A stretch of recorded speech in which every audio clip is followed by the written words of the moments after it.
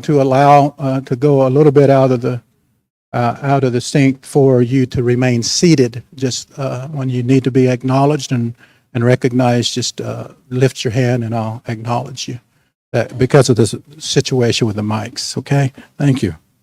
Okay, we're going to go to prayer. Do we have a volunteer to lead us in prayer this evening? Mr. Edwards, Representative Edwards? We can at least stand for prayer, though. Heavenly Father, we give thanks for you for allowing us to wake this morning, dear Lord, for looking over our families, dear Lord. We give thanks for your mercy and your grace, dear Lord. We pray that you will continue to look over those who are sick and ill, those who are victim of poverty, war, natural disasters, dear Lord. And we pray that the things that we do here, dear Lord, our deeds will be good and for the right reasons, dear Lord. And we ask that you will continue to bless us with the things that we're in need of. Jesus Christ, we pray. Amen. Amen. At this time, we're going to do something that we've been tending to do for a while, and it just happens to be that we're all here, including this individual, at this time at the beginning of the council meeting. We realized that several council members, when we first came into office in September of last year, was weighed up on Article 4, where they were to stay into office until their duly elected representatives was put in place. So that's how that worked, and it was constitutional to do so. But if Miss Anastasia Pittman would come toward the front here, and we'll do the oath of office for you, even though you're protected under Article 4 of the Constitution and all of the past meetings that you participated in. So you can just repeat after me. Raise your right hand if you would. Okay, I do solemnly swear that I will faithfully execute the office of and will do the best of my ability to preserve, protect, and defend the Constitution of the United States and the Constitution of the Seminole Nation of Oklahoma. All right, thank you.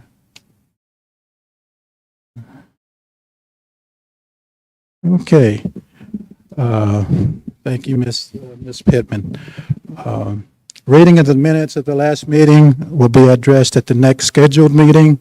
We're under unfinished business. We have TR 2022-63.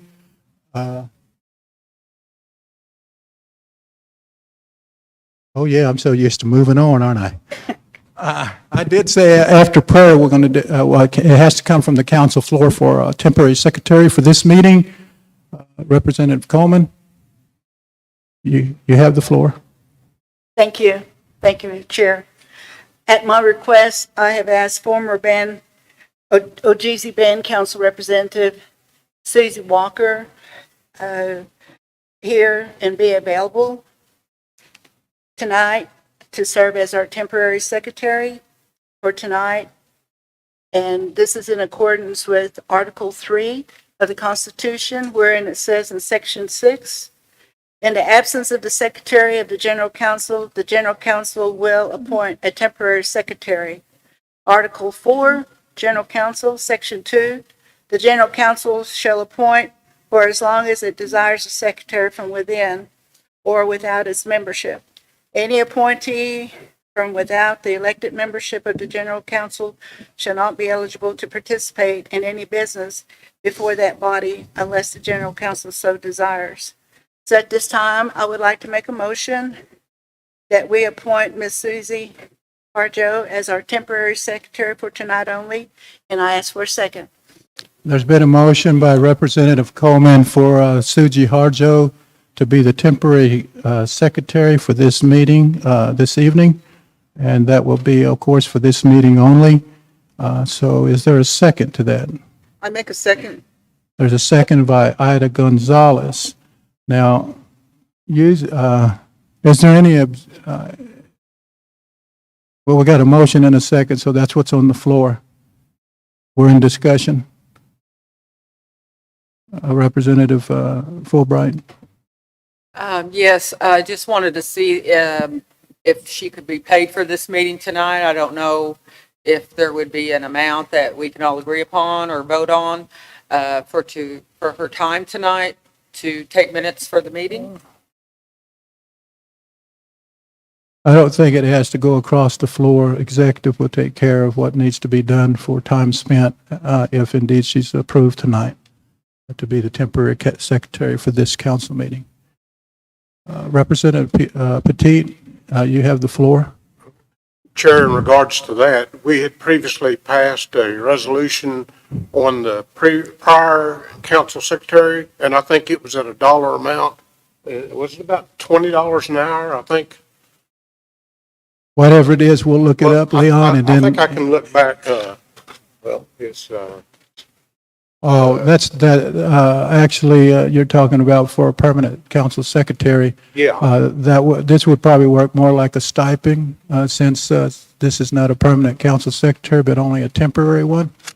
But executive will look and see what direction and what's proper and adequate to be able to take care of this, if indeed she's confirmed to be temporary secretary. Any other comments or discussion? Okay. This time, Chief Palmer, call the roll on this. A motion to appoint Susie Harjo as temporary secretary for this meeting only. We got a motion and a second. Call the roll. Leetta Sampson.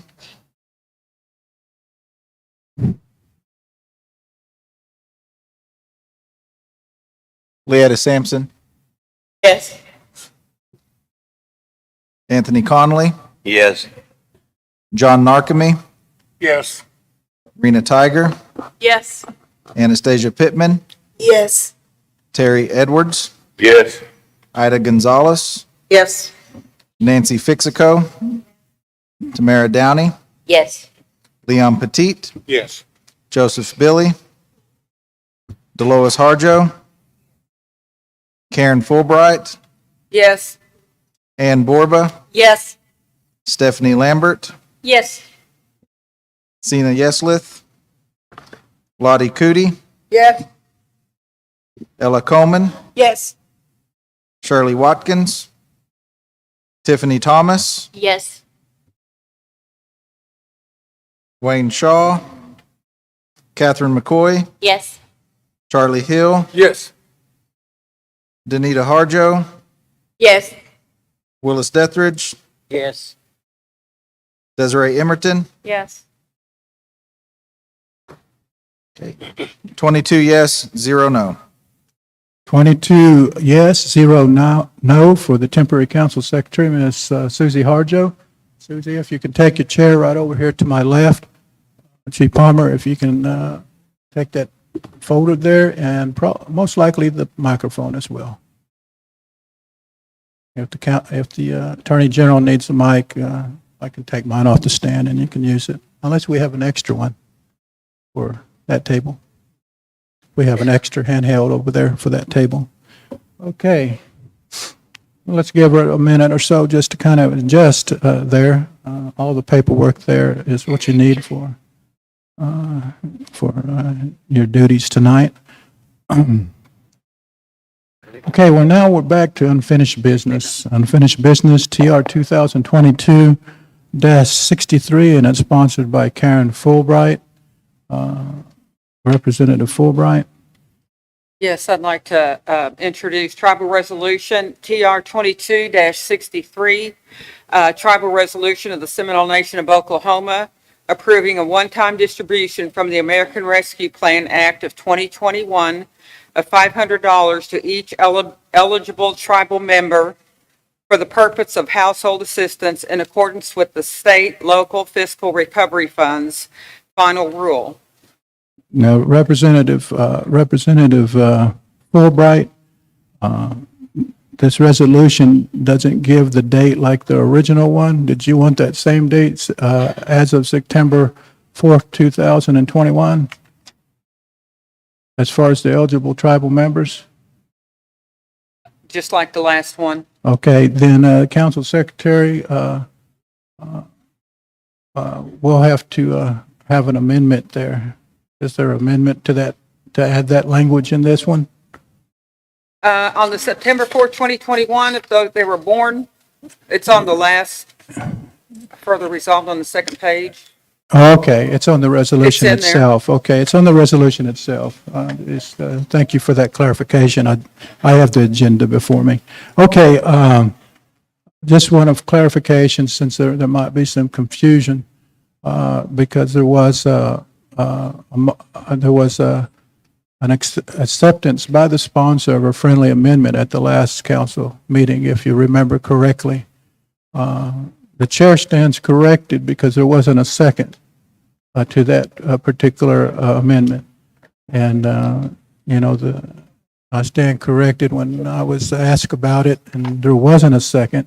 So that amendment actually did not take place according to our rules of order with the Seminole Nation of Oklahoma. But we're in discussion right now. There's a motion and there's a second on this particular TR 2022-63. He's going off from here. Representative Sampson, I recognize you. You have the floor. You can stay seated with the mic in front of you. Thank you, Chief. Okay, you saying that the friendly amendment on the last meeting was not accepted because there was no second? Usually it was accepted by the sponsor, but it wasn't accepted by the second to the motion. And usually that's the process in an amendment going forward, is that it's accepted by both ones that made the motion for the measure. And unfortunately, that didn't happen. And like I said, the chair stands corrected on that. The Attorney General had looked over it as well, and there's areas that, she can speak for herself. You want to ask her about that process. Well, can we ask for a friendly amendment again to that effect for the freedmen to receive this as well?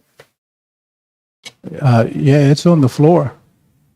It's on the Well, floor. I would like to make a friendly amendment that we ask for the freedmen to be on this as well.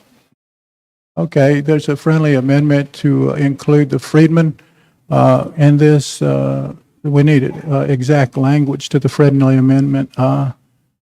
Freedmen, tribal citizens, is that okay with you? We are tribal citizens of Seminole Nation. Okay, the freedmen, tribal citizens to this amendment.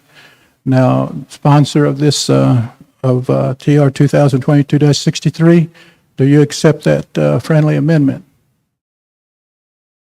At this time, I'm not able to accept that amendment. I spoke with my band on this, and they asked me to submit the original resolution. If Ms. Sampson, Representative Sampson, would like to include the freedmen, we are asking that they submit a separate resolution to this on their own behalf and submit it to the council, just like we're doing tonight. And Okay, like we did at the last meeting. the friendly amendment has been declined. Since the friendly amendment has been declined, we will go and vote on the amendment itself, okay? And let me clarify, this amendment is that along with the tribal members that is in this resolution, the friendly amendment is that the freedmen tribal citizens also be included in this distribution as well. So there's, that is what we will be voting on, the amendment at this point. There's so many hands up, and I think I've seen Lottie Cooties first, and then I'm going to go to Miss Anastasia Pittman, Mr. Leon Petit, and then I'm going to go back to Miss Sampson, okay, in that order. Representative Cootie? My band had requested that I make a motion to keep it table at this time, and I asked for second. Okay, what's on the floor right now? There's a different measure on the floor. It's are you tabling the friendly amendment? Because that's where we're at. Well, whatever she read, I was just asked to table it, so I'm asking to table She it. didn't accept it, so what we do is we go back to the amendment and vote on the amendment, and that's how it works, okay? So are you tabling the friendly amendment? No on the table.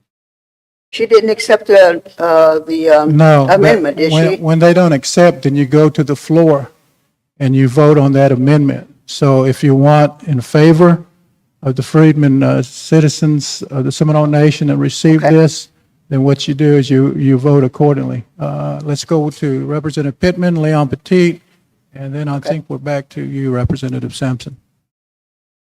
Thank you, Mr. Chairman. Just for clarification, two things. Can you ask the Attorney General to, I couldn't remember your last name, I'm sorry. Can you ask the Attorney General to give us the definition of eligible tribal members or eligible tribal citizens? Because the original amendment said that the distribution was requested for eligible tribal members. So I just want that definition so that I can be clear. And then the second thing is, if it's our protocol to vote on an amendment that wasn't accepted, and that amendment is on the floor, if that amendment fails, then we go back to the original amendment. Is that- The original correct? motion. Okay, to the original motion. And I need someone to read the original motion. This kind of happened a year ago, so. I Okay, just the wanna be original clear. motion says a tribal resolution of the Seminole Nation of Oklahoma approving a one-time distribution from the American Rescue Plan Act of 2021 of $500 to each eligible tribal member for the purpose of household assistance in accordance with the state local fiscal recovery funds, SLFRF, final rule. So that's the reading of the actual resolution. And my opinion would be this, and, with all due respect to the Attorney General, she can answer if she wants, but she's not a Seminole Indian. And I don't know that she can really give you a real true answer according to the oral histories and according to how the Seminoles believe this. Maybe she can. Attorney General, you want to make a stab at that? You can repeat your question back to her if you would. Thank you, Mr. Chairman. Just for clarification, I wanted to have the definition of eligible tribal members read, because I would like to submit something to you to get your opinion on it. You're just asking the definition of eligible tribal members? Yes. The definition for the purposes of this resolution is any tribal member born on or before September 4th, 2021. Okay, thank you. May I give her something? You still have the floor, Representative Pittman. Thank Did you, I, Mr. did I Chairman. not answer your question? You did, but because it was a date on it that says any tribal member before a specific date. Yes. And that was September 5th, 2021? 4th, 2021 is still in the original resolution. Okay, and the original resolution is for economic distribution for household support, but there were some letters, it was SLFR? That's just the name of the funding source. It's through the American Rescue Plan Act, but when we do the reporting to the United States Treasury, it's called the State Local Fiscal Recovery Funds. Fiscal And recovery. there's a final rule to that. They just increased that final rule, I believe, today, do an amendment of about 150 additional pages besides the 460 some odd page that it originally came out in April. So they've even extended it a little bit longer. Thank you, That's Mr. what it's referring to. That's what it's referring to. Thank you, Mr. Chairman. I just wanted to make sure that the Attorney General was aware that there is a constitutional definition for eligible members of the Seminole Nation for financial distribution. And so I'll make sure you get a copy of that definition, because I know the resolution says for eligible members up until a particular date. but we've also had some members enroll after that date. So you're asking about those born after September 4th, 2021 and between today's date? Not necessarily clarification? born, but enrolled. They Okay, were already born. They just hadn't enrolled. completed the enrollment process. If that's something this council desires to, I hate believe to what put she's another asking friendly is- amendment on the floor, Yeah. but that would require amendment of this resolution. We need to vote on the amendment on the floor and this resolution as it's written, unfortunately, because this was tabled. So this is how we need to vote unless you want to amend it again. No, I don't want to amend it again. There's already a motion to table on the floor, so. No, there's a motion to amend that the table wasn't recognized at this time simply Okay. because we were already calling for to vote for the amendment. Okay. I Okay, thought we and were we're still in discussion on that, voting on that amendment. That's where we're at on this council floor at this time. Leon Petit and then Representative Sampson. Chair, I just needed clarification on what we were actually going to vote on. We're going to vote on the request for the amendment. It was turned down, so when an amendment is turned down, then you take it to the floor to vote on the amendment only. Okay. And then, If it passes, then it's added to that resolution.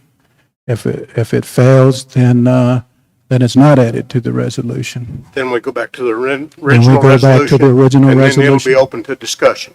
Then it'll be open for discussion. Okay, thank you.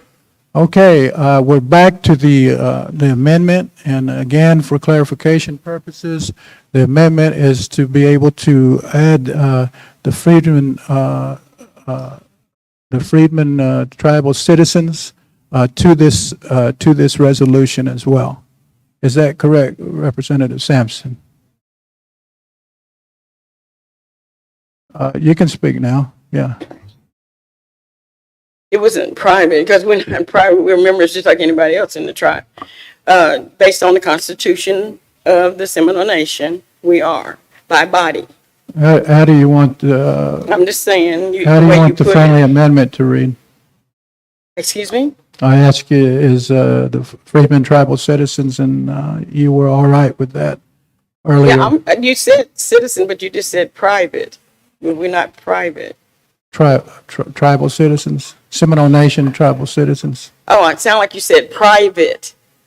Private. I no, thought, I'm sorry. I misunderstood you. My voice is not strong as it once was because of many okay. things, but That's the only reason why I said that. yeah. Okay, so you're saying that we getting ready to vote on That what we amendment. asked for, the amendment? Okay. Okay. Once again, we're voting on the amendment to add to the original resolution Seminole Freedmen tribal citizens, okay? Does everybody understand what you're voting on? Okay. With that clarification, you're voting on this amendment only at this time. Secretary, call the roll. Yes. Yes. They can't hear.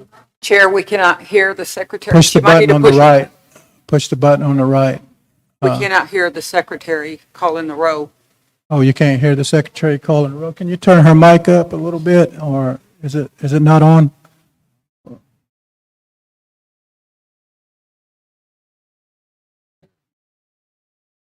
John Narkemy? Can No, you hear me on the now? am- On the amendment, no. John Narkemy?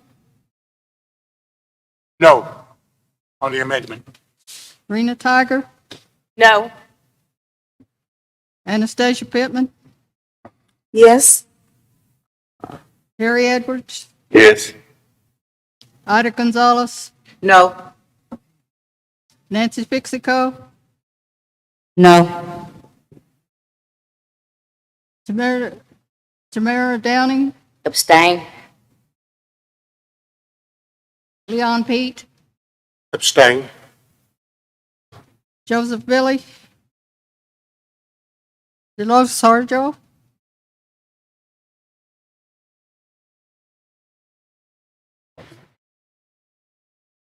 Karen Fulbright, No. Ann Bora, No. Stephanie Lambert, Yes. Lottie Cootie, Sina Yethlis, Lottie Cootie, There you go, Lottie. That's, Ella it's Coleman, on. I said, no. Okay. That's the button on the right. Ella Coleman, No. Shirley Watkins, Tiffany Thomas, No. Catherine McCoy, No. Charlie Hill, No. Anita Harjo, Abstain. Willis Dethridge, No. Desiree Emerton, No.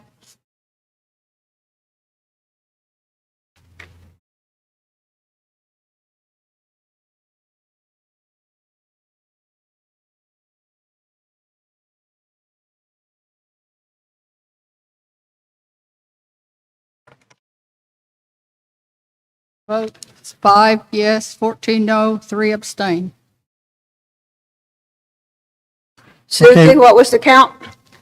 5 yes, 14 no, 3 abstain. Okay, with a vote of 5 yes, 14 no, 3 abstentions, I declare that that amendment has failed. We're back to the original motion.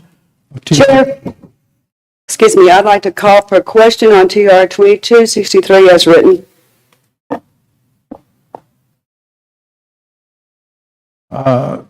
I know you would call for question, but Mr. Representative Petit asked if we were going to go in discussion when it came out, and that was the understanding of the floor and the understanding of the chair, okay? So Representative Petit, was you wanting to have the floor on this question? Yes, back to the original resolution. We're back to the original resolution. Okay. Well, I had a question probably of Ms. DeVoe. In an inquiry you'd sent back to the council regarding the final rule did require proportional response in making distributions for assistance to households. And you say, and gave guidance in that. Is there, the U.S. Treasury, did they provide metrics or something, or how do you determine what is a reasonable proportional response? I mean, is it a percentage of the funds we received, or is it a stated amount?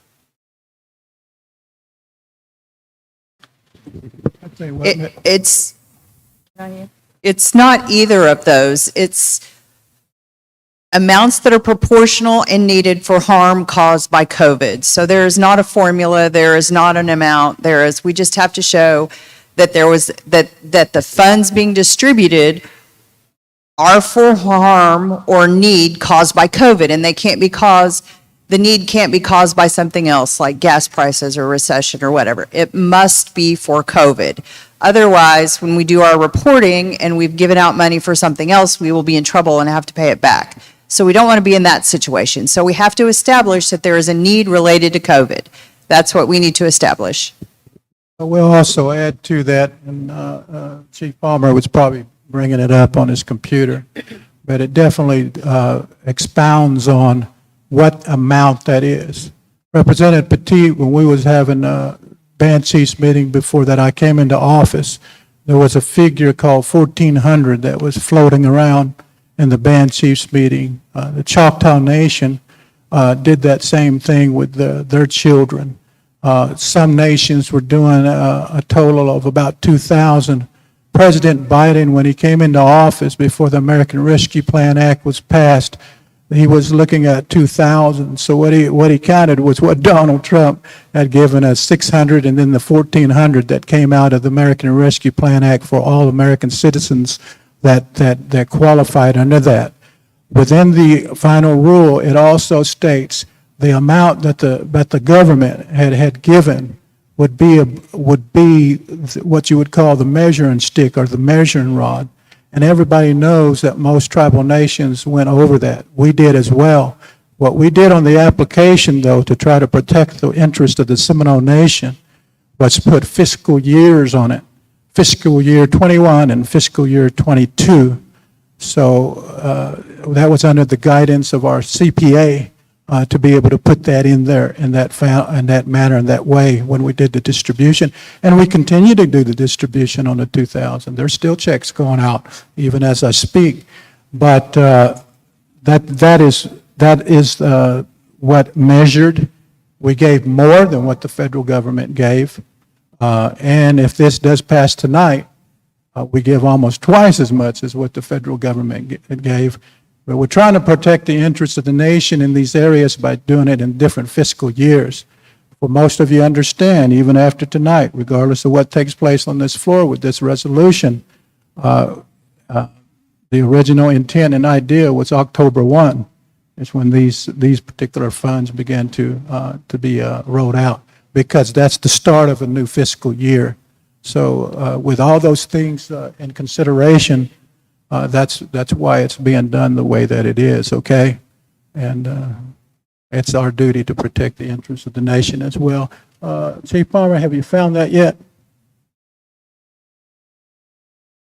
No, my computer's not cooperating, but what Chairman stated was exactly it.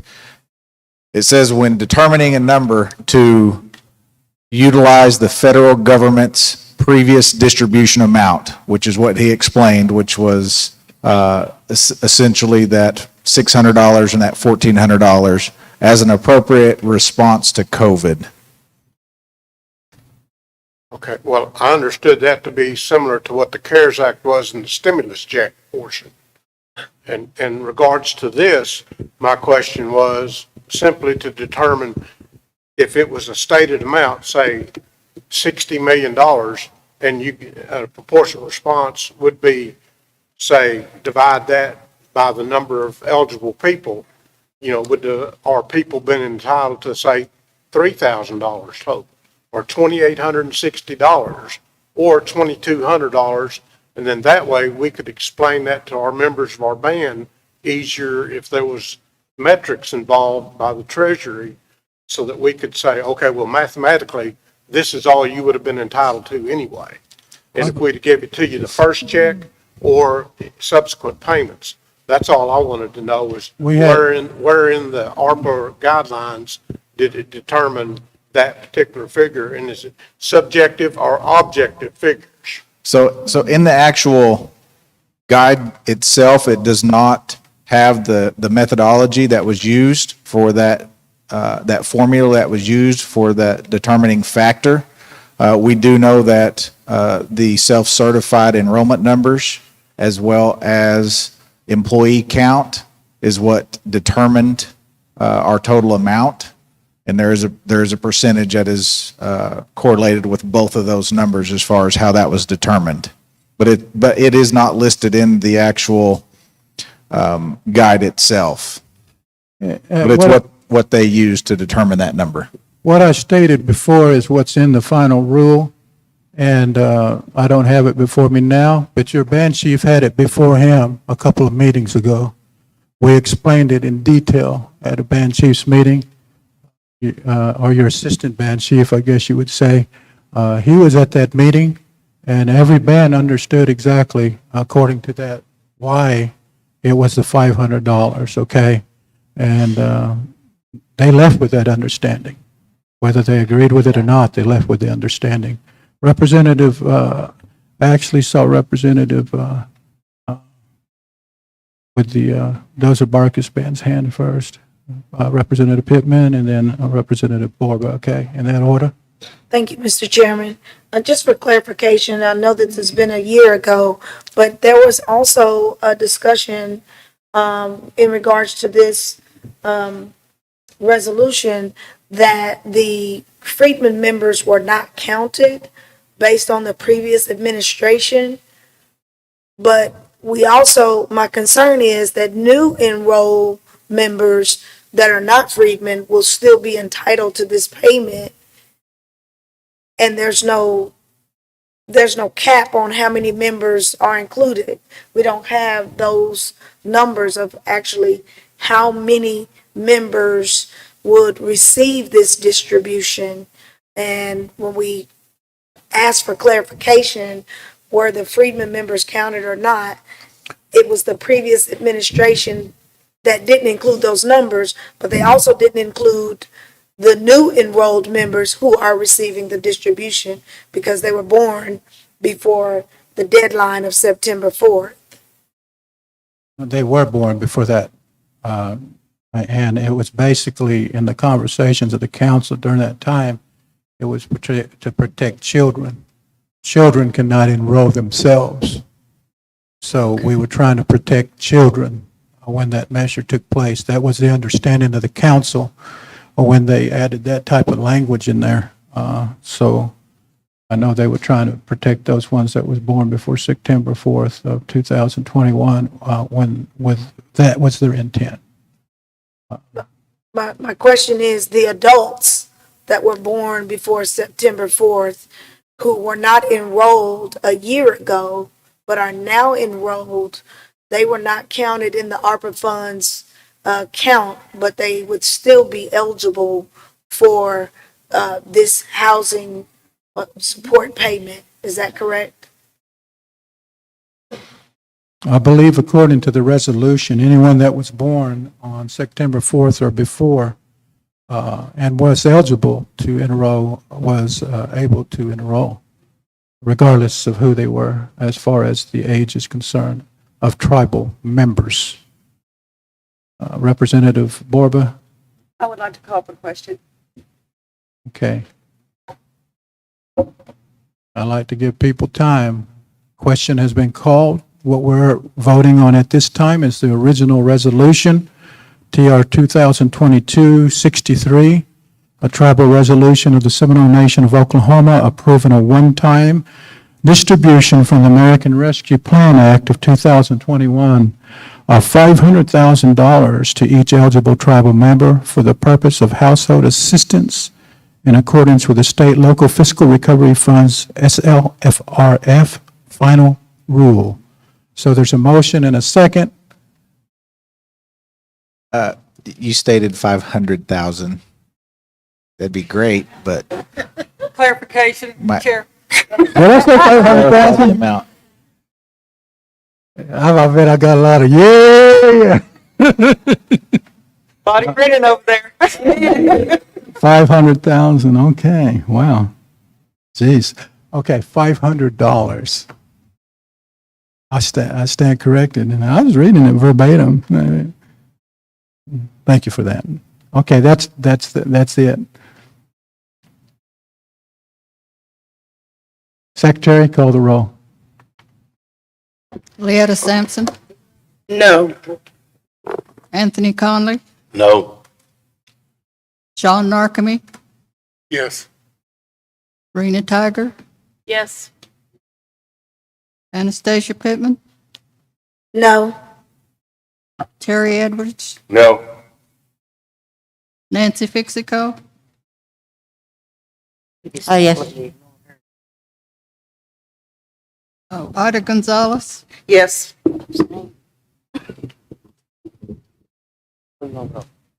Tamara Downey, Yes. Leon Pete, Yes. Dolores Sarjo,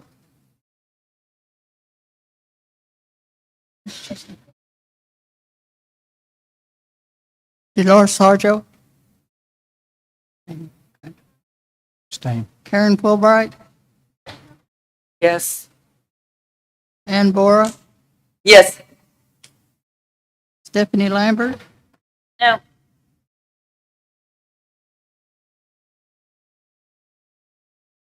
Lottie Cootie, Ella Coleman, No.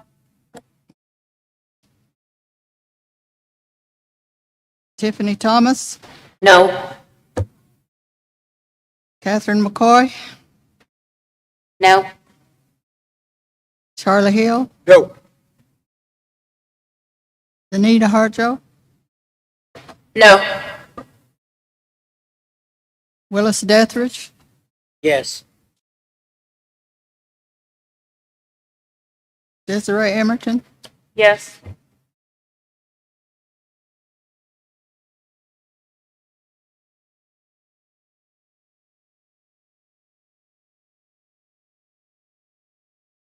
and 11 and 1. Can you speak into the mic? Thank you. Go ahead and speak into the mic. 10 yes, 11 no, 1 abstain.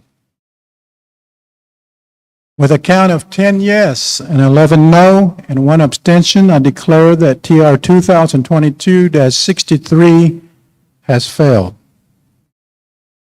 There is no reports of committees at this time. We're in new business, and as you can see, it's TR 2022-77, which most likely will become a verbal motion if the council moves in that direction. So we have interviews for General Counsel Secretary and discussion and possible action, executive session as council discretion, as at the council's discretion. I want to also announce at this time that there's been several deaths in tribal membership, and there are some council representatives out this evening because of that. There are some deaths, very close relatives of some band chiefs that passed away, and they're usually here as well, but they're not here tonight because of the death in the family. There was a death in the family of one of the candidates for either in the family, relative, or very close relations in some form or another of one of the candidates, and that candidate would be Andrea Scraper. She is not here for an interview this evening. You would have her, what we call her resume, both on the council portal, and it was sent to you via email as well. So that's where we're at. We have, how many of the candidates do we have out of the 3 candidates that's present here tonight? Is Ms. Wasana, is she here as well? Okay, so we have 2 candidates. What is the order of the council and the consensus of the council on the order of which candidate you want to hear first? Representative Petit, you have the floor. Chair, I'd like to address a situation that happened in the previous administration and the previous council. I believe the Attorney General at the time was Mr. McBride, and there was, I guess, discussion quite frequently over the verbiage in the Constitution, and that in Title 16, 1.3. And I wonder if maybe this council needs to clear that up before we hire a new secretary. You might need to expound on that, Representative Petit, because Representative Coleman read what's in the Constitution and the provisions of the Constitution, and I'm not sure what you're referring to in Title 16, but you can go ahead and expound on it if you want. Well, I was a member of the council at the time, but I remembered hearing the conversation was had several times, and if I believe I was correct, it was through the Tallahassee band and the Norco Parkville band had several discussions over the appointment of the new general counsel secretary. Yes. And Mr. McBride told them that they needed to clear up that, I guess there was some arbitrary language in between those 2 parts that needed to be corrected. You know, Mr. McBride was the Attorney General at one time of this nation. As far as the Constitution is concerned, your present chief doesn't need an attorney to interpret what my Seminole Constitution means or what it says. I think Ms. Coleman is very clear what the constitutional provisions are, and I believe it was Title III and Title IV is what she quoted out of there as far as the appointment of the council secretary. Now, I realize that we have code, and code has to line up with the Constitution, and if there's a contradiction or something that needs to be cleared up in the code, Constitution always stands supreme and above some flaw in the code, if there is a flaw, something that needs to stand. So the chair's rules in the area of the Constitution, and right now, we are to appoint a temporary, we're to vote for a council secretary tonight. That's what we're here to do. That's the main purpose of this meeting this evening. Anyone disagree with my interpretation? Thank you. So that's where we're at. What is the consensus of the council as far as what they want to do as far as the two candidates that is here tonight? Ms. Wasana and Ms. Lena, I believe, are the two candidates here. As I stated, Ms. Scraper had a death in the family. You have her resume. And we can have discussion and however the council deems necessary, because this is the council's decision, you know. This is the council's time to speak and to go forward. So in what order do you want those candidates to come forth? I've seen Representative Pittman's hand first, and then I seen yours, Representative Fulbright. Are you, just for clarification, Mr. Chairman, are you asking the council which candidate they want to go first? Do we have a system, like flipping a coin or alphabetical order? It's by consensus. I can't make that determination as the chair because this is the council's decision. Okay. I can't recommend who would be the next council secretary. That's not my decision as the chair or the chief of this nation, but it's the council. And this is how we do it. If we just can make a decision the here. process from the council. I mean, what's the protocol that the council uses to determine who goes first? It's at the consensus of the council. So if the council says, I want to hear from, hear from Ms. Lena or Ms. Wasana, and that's a consensus, then that's what we'll do.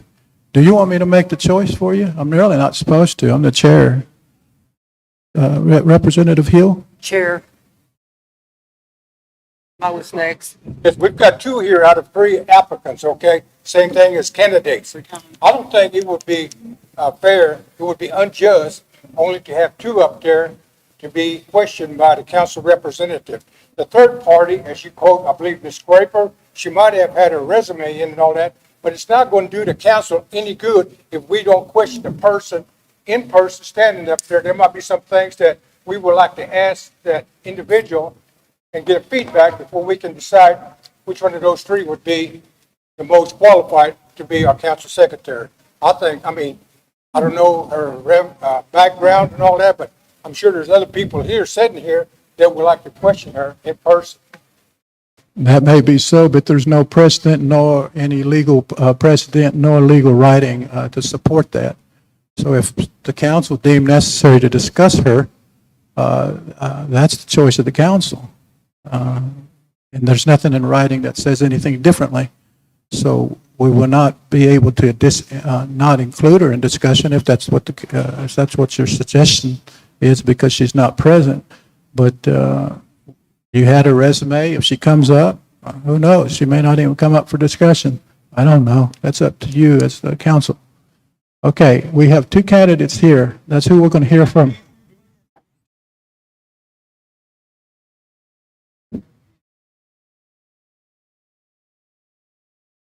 What we usually do in the past, when we get to after questioning of the ones that's present, we normally go into executive session, and that's okay to do that as well. If you don't want to go in executive session, that's fine as well. But the last time when Ms. Tiger was placed in, we went into executive session and discussed things. Because you're discussing people's matters in their lives and what you're thinking of the candidate and all that kind of thing. So we can do the same, but that's really up to you. It's really up to this governing body to do it one way or the other. Okay, I see Representative McCoy, then Representative Borber, then Representative Chair, Narkamy. newcomer would have their hand up with Ms. Pittman, and you totally ignored us. Representative Fulbright, I'm calling in the way that I see it as the chair. I'm sorry I don't have your eyes and seeing newcomer, lift their hand, but I'm calling it the way the chair has seen it. I do appreciate your comment, though. Well, and you called my name. Okay, Representative Borba, I said in that order, McCoy, Borba, Narkamy. That's the order that we're going in. Representative McCoy? Chair, would we be conducting it similar to when we interview for the AGs, where just the one candidate is in the room and we ask the other to step outside so they don't hear what we're asking of that particular applicant? That's totally up to the council. I would prefer, when we move into that direction, that we do so, if the council agrees. She's asking that we hear one candidate at a time without the other candidate present as far as the interview is concerned. Is there any objections to that? If there's, Representative Narcomi, are you objecting? Not objecting, just stating that unless the other candidate wants to get in their car and drive half a mile down the road, you're going to hear everything that's going on in this building regardless. No, I'm going to send them up to the arena. We got some work going on up there, and no, I'm just kidding you. It's just practical that I'm not objecting. I mean, I have no problem with it, but just even if they step outside, they'll still be able to hear what's going on in here. That may be so, but are you objecting then? No. You're just making a comment. I'm just stating a concern. Okay, if there's no objection to hearing each candidate one at a time with the other, go and get a snow cone or whatever. I'm just teasing you. We appreciate you coming out tonight, both of you. If there's no objection, that's how we're going to do it, because it's a consensus of the council at this point, okay? So which one do you want to hear first? Which candidate? Someone just, you got to move. It's all in your hands. Tawny Lena. Tawny Lena. Ms. Wasana, because of the consensus of the council, they want to hear the candidates one at a time with the other outside of the premises of the meeting. But we'll call you in momentarily. Mark, could you get this young lady a chair so that she can have a time? Her ear's going to be against that window. No, just kidding. Aren't you glad we can still have Indian humor sometimes? So not from the chair, though. You're not supposed to be funny.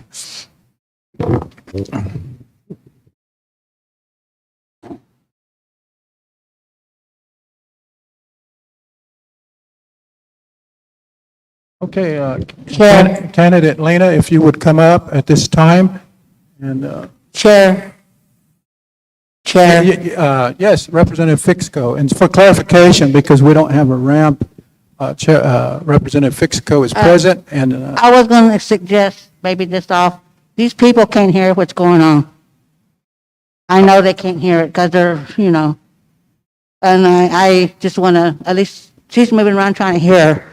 If we can do something, that'd be great. we can turn it up. Yeah. Okay, turn it up, whatever you can. Okay. So they can hear. Turn them up a little bit.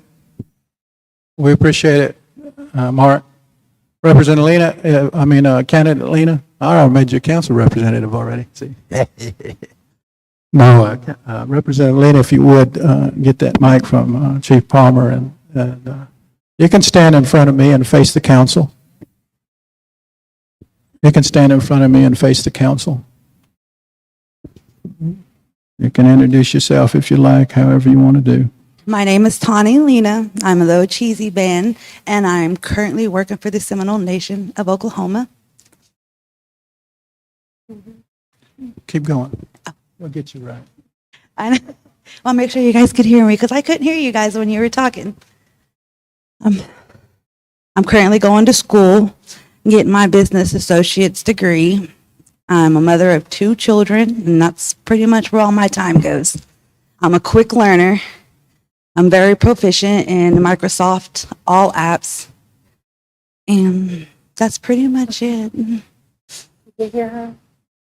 But I can do a good job if you guys let me. Yes. Yes. Do I need to speak up? Yeah. Can you hear me now? Okay. Push her up just a little more. Thank you. Can you hear me? And if you guys have any questions, I'll be glad to answer them. Yes. Representative Dethridge, you have the floor. In your experience as the receptionist, have you had an opportunity to work with Valentina in the past, doing anything with her council minutes or anything like that? No, I haven't, but she did give me a few pointers before she left because she knew I was applying for the job. Okay, thank you. You're welcome. I send Representative McCoy's hand, Representative Gonzalez, and then Representative here in front. Good evening. Thank you for being present today. I appreciate that. Number one, do you attend your band meetings? Sometimes, not all the time. All right. Number two, so we, as 28 of us, would be your boss. How could you juggle 28 different personalities and be able to be proficient in helping each of us as we are very dynamic? Absolutely, absolutely. I juggle every tribal member that comes in there what department they want to go to. And when sometimes they come in there with an attitude and I have to handle that as well. So you can handle difficult people? Oh, absolutely. With professionalism? Yes, that's a daily at the Seminole Nation. Okay, and what about confidentiality? Absolutely. And not sharing outside of what you are supposed to be doing? Yep, that was part of my job description when I started, so, yes. But thank you for your answers. You're welcome. Representative Gonzalez, then Representative Pittman. Thank you, Ms. Lena, for being here. My question is, have you read the Constitution of the Seminole Nation? I have not. Okay, that's very important because our council members are going to come to you asking questions in regards to that. Yes, ma'am. And you also need to be familiar with the Code of Laws. Yes, ma'am. Valentina told me all about that. Yes, ma'am. There's quite a bit there. Yeah. And you will be working with the Attorney General. Yep. I do understand all that. And you're sure you can handle that? Yes, ma'am. Okay, thank you. You're welcome. Representative Pittman. Thank you, Mr. Chairman. My question was for you. Is just for clarification prior to us voting or? Well, sure. Okay, I just wanted to make sure. Absolutely. And then my question for the candidate is, Yes, what ma'am. is your current role at the Seminole Nation? I am the receptionist at the front desk. I also assist with the executive office if they need help with any extra stuff as well. Thank you. You're welcome. Representative Coleman. Thank you, Chair. Ms. Lena, Yes. why do you want to become our council secretary? Because I want to learn more about our codes and our laws and our Constitution. I want to know everything I can about the Seminole Nation because I wasn't raised here, and I want to get a better understanding of everything with the Seminole Nation of Oklahoma. Okay. And give me an example of your organizational skills. My organization skills, I do A through Z, important documents, and then the ones that I have a lock. I like to keep them locked up, the very important documents that no one's allowed to see for confidentiality. But it's usually A through Z. I keep them on my computer sometimes, and then I like notes as well. It's all in Microsoft Word, Excel, whatever I can use. That's how I keep them. Okay, and since you know that Valentina had to transcribe from the videos, the minutes of the meeting, have you done any type of transcriptions in the past? No, ma'am. Okay. And you said that you are familiar with the Excel, Office Suite? Yes, ma'am. PowerPoint, Yes, all of ma'am. those Yes, ma'am. type of software? Yes, ma'am. Okay. And the business school that you're attending, is it online? Yes, ma'am. Okay. And how many more hours do you have? I got before the you rest grad- of this year. You what? I got the rest of this year and then I'll be done. I should be done. And I made Okay. the Dean of Students the past 2 semesters and I have a 3.89 GPA. Okay. Okay. And,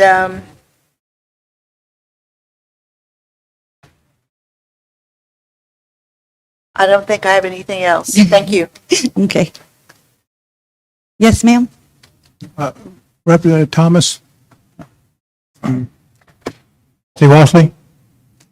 Yes, Ms. Lena, I want to thank you for being here tonight. I have 2 questions for you.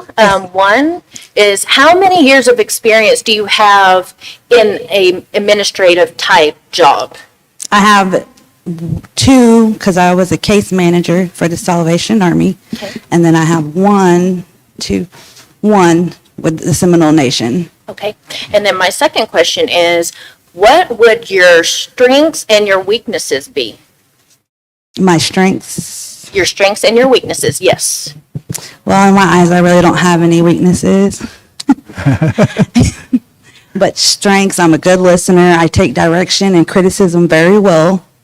If I do something wrong, I expect someone to tell me and show me the correct way to do it. I'm easy to talk to. I don't get an attitude. You guys are going to be my boss, so basically I'm going to do what I'm told from you guys and how you want it done. Okay. Without argument or anything like that. All right, Madome. Yep.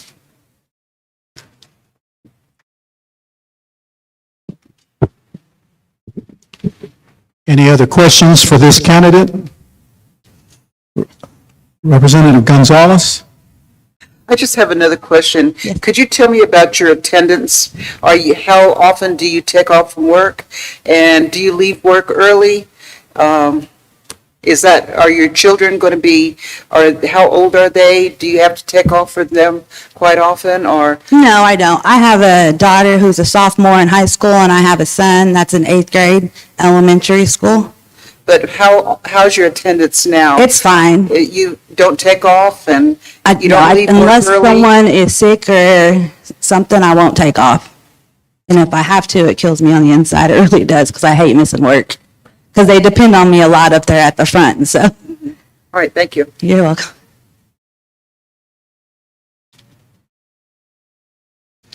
Representative McCoy? Chair, this might be clarification I need from you. Is this position, is everyone back in the office, so 40 hours a week in the office, or is there remote or hybrid is what they call it? I mean, is this position still in the office 40 hours a week? The council secretary position? Yes. Yes, everybody's back to work at this time. Everybody is Unless back there's to work? unless there's a situation with COVID or some type of FML, sickness, Okay. surgeries, et cetera. Thank you for the clarification.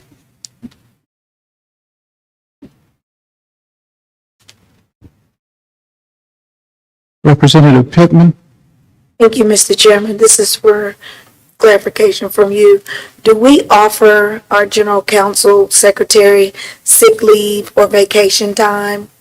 The general counsel secretary is an employee of the Seminole Nation, and they're offered every benefit that any other employee may receive. Thank you.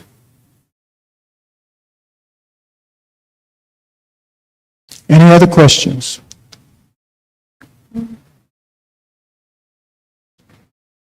No other questions, and Ms. Lena, we appreciate you being here. Thank you guys for giving me the chance to interview.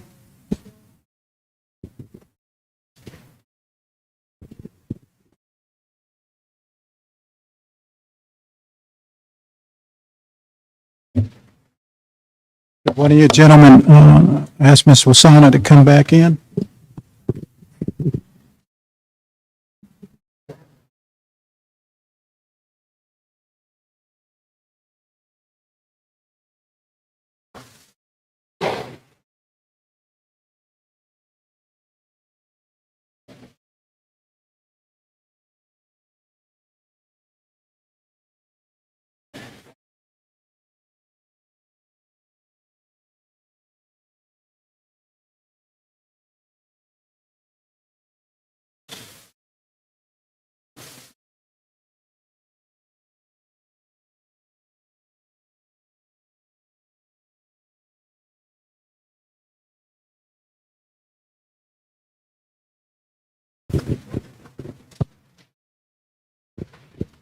You'll stand right here and introduce yourself.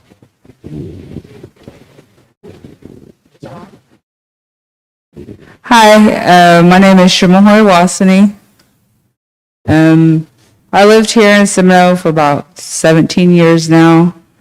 All my kids went through the Seminole Nation Head Start.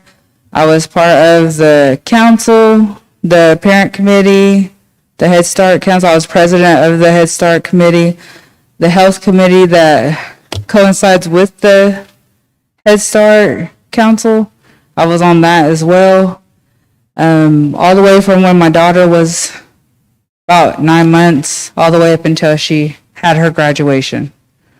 And then after that, I let them know that if they needed me as just as a community representative, because they have those too, I told them I'd be that as well.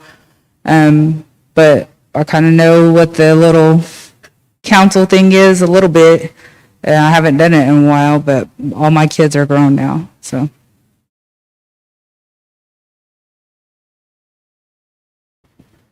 Okay, thank you for that introduction. Any questions from the council?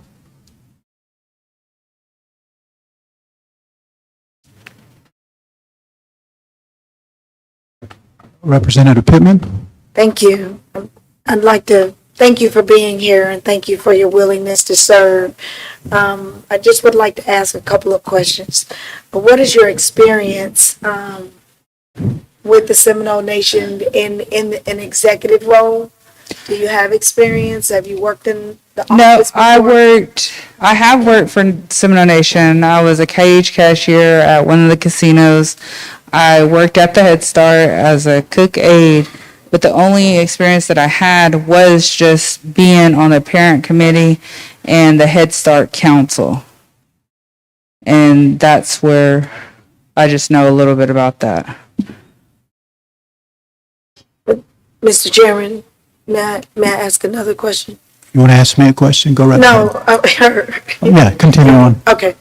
And what is your, why do you want to be the secretary of the general council? Well, I mean, I'm far away from my tribe, and I've been here. My kids are here. Well, I'm not Seminole Nation. I'm not from there. I'm Cheyenne Arapaho and Creek. But my kids love it here. The little program for Seminole Nation, the Head Start, I liked it. My kids loved it. So, and I like the whole little process with that. So, I mean, I don't see why not try. And just the whole Seminole Nation thing. I mean, I'm here. I don't see why not. I've done the Head Start Council. That's it. I see Representative Gonzalez, and then Representative Sampson, and then Representative Coleman, and then Representative Narkemy in that order. Representative Gonzalez? Thank you for being here. Could you tell me, are you familiar with our Constitution of the Seminole Nation and our Code of Laws? We got a little bit of it whenever in the Head Start. I kind of sort of remember just a little bit of it.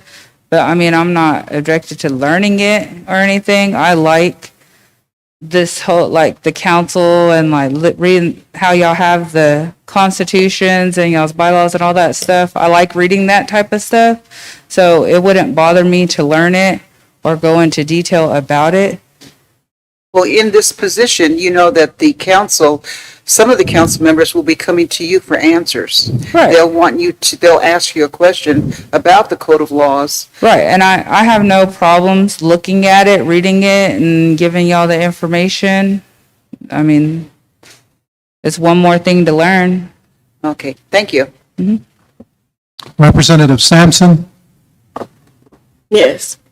Could you tell me the experience you've had as a receptionist or somewhat in that area, but not with the tribe, but if it's been outside the tribe?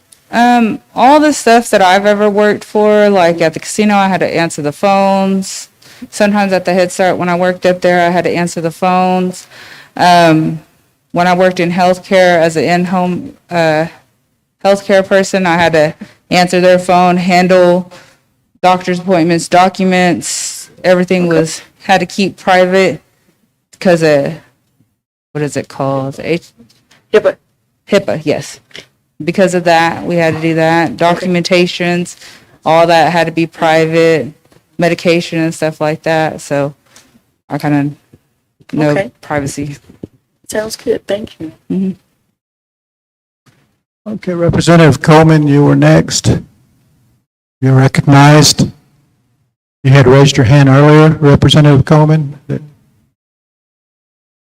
right, thank you. I would like to know, would you describe your computer experience and your knowledge of software programs?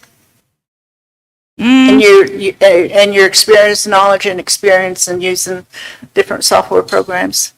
I have in different areas of different jobs that I've had, but if it's something new, I mean, I'm a fairly quick learner. I know how to send emails and create things out of Excel and create different little bulletins, because I used to help Sherry Lee, whenever she was my boss at the Head Start. So, but making the little calendars and stuff like that, I know how to do PowerPoints and stuff from school and stuff like that. Okay. Your typing skills is very impressive, 120 words per minute.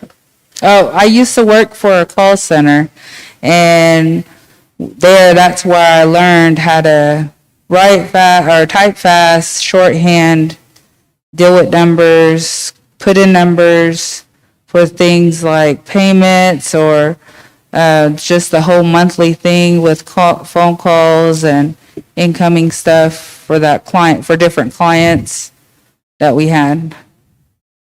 Okay. Would you give me an example of your organizational skills? Well, I mean, I kind of have a little OCD, like I like to have things in a certain way, like paperwork, and like if it's out of order, like I have to have it organized. What we're going to talk about, all this stuff, like everything has to be, I'll even put it in alphabetical order by names. I'm like that with everything, from my kids to my house to cleaning. Stephanie knows I used to like just clutter stuff like paperwork. Like I like paperwork. I was a house manager for a little bit for 3 ladies. I had to do all the paperwork. We had to keep track of activities, what they ate, meals, amount of servings, calculating that. I had to do that for the Head Start too. We broke it down by per serving.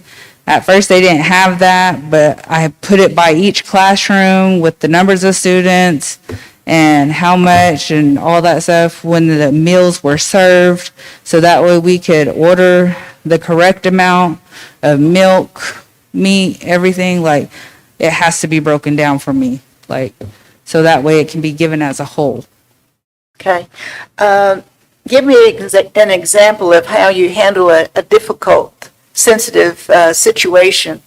As far as what? So far as if you had a person that came in that was a little irate, what would you do to calm them down? It would depend on how irate, far as what, like, I mean, I'm pretty good in like hectic situations, and I'm more calm than the person that is coming at me, because if you're both irate, nothing is going to be solved. So if they're coming to you for a problem, you have to stay calm and you have to try to get them to calm. So that way you can find out what the problem is. So that way you can find a solution for them. And because nobody's I'll tell them, I can't understand you if you're yelling and if you're screaming and crying. You got to calm down, take a breather. We can work it out. We can see what's going on. We can look at all the situations and figure it out. But that's how I do with everybody. Okay. I think if I can do it over the phone during customer service, I can handle it in person too. So handling it over the phone with customer service with the irate customer is harder than I think versus somebody in person. Okay. All right. Thank you. And you do know that you will have to be transcribing the videos of all of our meetings, word for word. Mm-hmm. Okay. Have you had any transcription experience before? No, we never, none of our stuff, we had to do that. I mean, the only thing that I had to do that word for word is in Head Start when we had to do the council. Okay. And we write stuff down. And I think where I worked at the call center and I was able to shorthand everything with what the customer said versus the council, I was able to shorthand my own notes versus what the secretary did in the Head Start Council. Okay, thank you. You're welcome. Representative Narcomi, you were next. You pretty much answered the questions I had for under typing. I was going to ask about any formal training you had in typing. Mm-hmm. And you explained that that was all on the job training. Yeah. Okay. As Representative Coleman had just mentioned, I was going to ask about transcriptions or shorthand. So, in the spur of the moment, you would be able to write the gist of what we're saying. But Right. if there are going to be specific quotes from a general counsel representative, you would have to go back to the tapes. Right. I mean, going back by tapes, I do. One thing that makes a representative mad is when you misquote us. But other than that, I was just going to ask about any, in your roles in the Head Start and in any of your other jobs, have you written even informal reports and documentations of meetings or any sessions that you may have attended? Like when they go into executive session, speak outside of that? No. Have you ever served as in the role of secretary in any of these committees that you served on? I was president of the Head Start Council. And so you know how to write reports that are concise yet still exact. Right. Okay. It might be long because I remember what everybody says because when I'm there, I know it's important, to have that type of information. But I mean, it might be long. I can remember pretty much what everybody says. I would just add on that 120 words is impressive. Mm-hmm.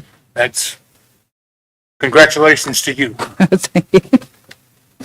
Representative McCoy. Thank you for being here tonight. I appreciate that. Thank you for having me. How are you? I know that Representative Coleman asked you about difficult people, but how are you at handling, because you would have 28 bosses right here, and we all have very different dynamics on our personalities. How would you be able to juggle that? I think that would just be like everyday life because there's always, everybody has a job. And there's always somebody higher up, and you got to follow the chain of command. And I don't see that any different. I think it would be just like having a regular job. Okay. Everybody has different personalities. Okay. And I just take it how I see them. Well, we're on the same level, like all 28, you have 28 bosses instead of just one. And y'all all have 28 different personalities. Right. And I wouldn't treat y'all no different from the next. Okay, great. You're very professional, good customer service skills, timely. If we ask for a project and give you a reasonable deadline, you could get that done. Yeah, I like doing deadlines. I like doing research, paperwork, And then my next thing would be confidentiality, because I believe you'll have some documents that it doesn't need to be shared with anybody, but with us in the council. No, I know how to keep confidentiality, like the job that I'm currently at now. We have to follow HIPAA. Okay. Same thing with all the other previous jobs. We had to keep everything private because we had to deal with credit card information, addresses, and stuff like that. And I don't think this is any different from that. It's just as private as somebody's personal address or credit card number. Okay, thank you. Representative Thomas. Ms. Masana, I just want to thank you for being here tonight. I have two questions for you. The first one is, what are your strengths and your weaknesses? I think I have pretty good organization skills. I like deadlines. I like paperwork. Probably weakness, maybe sometimes I may tend to forget about maybe something, but if I don't write it down, then I'll forget.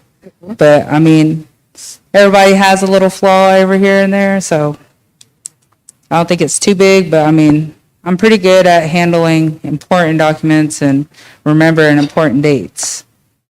So. Okay, and then my next question is, when it comes to having to take off from work or having to address some business outside of the workplace, how do you balance that? Do you call in all the time, or is your attendance, very good? I try to keep my attendance very good. I mean, I'm sure everybody does.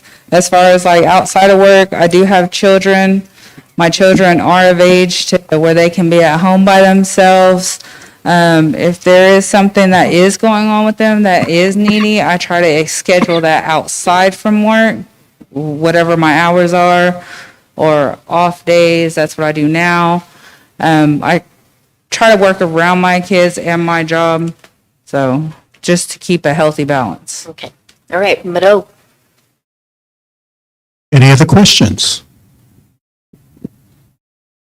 Yeah. Oh.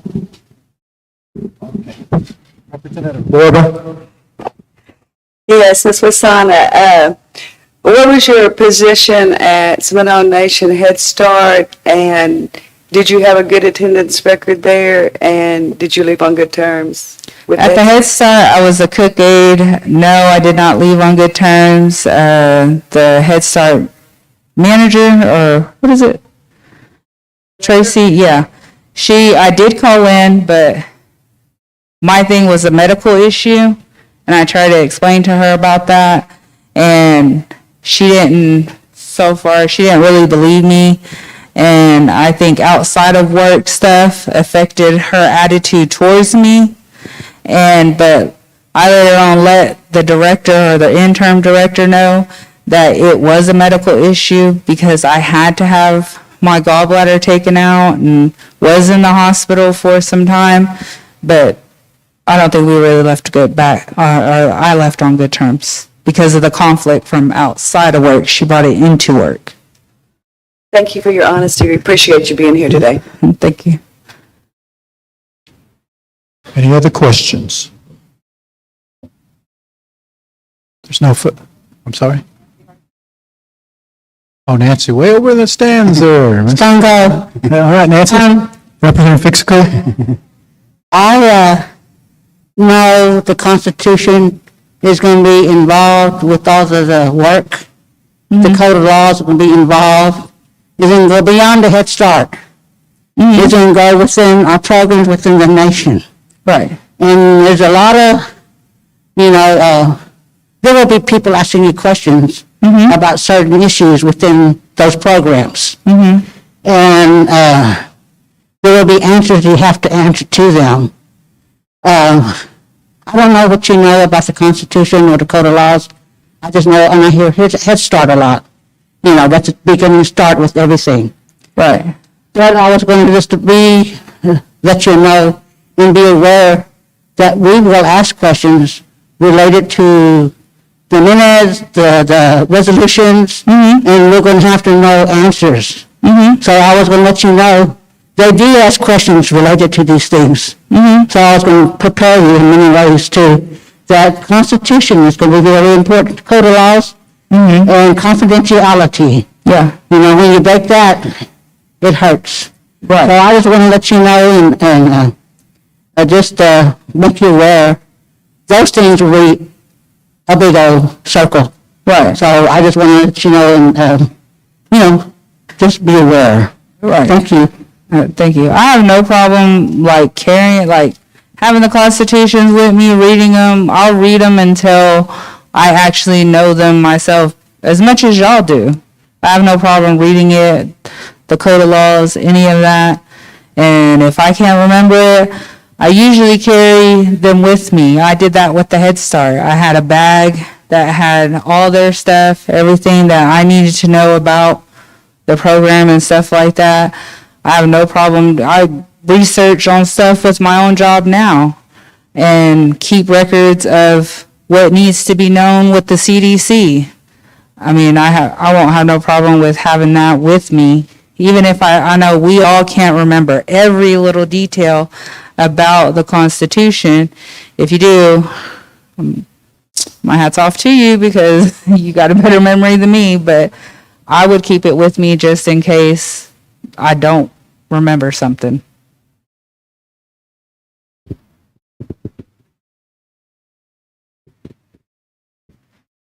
That all the questions for this evening for this candidate?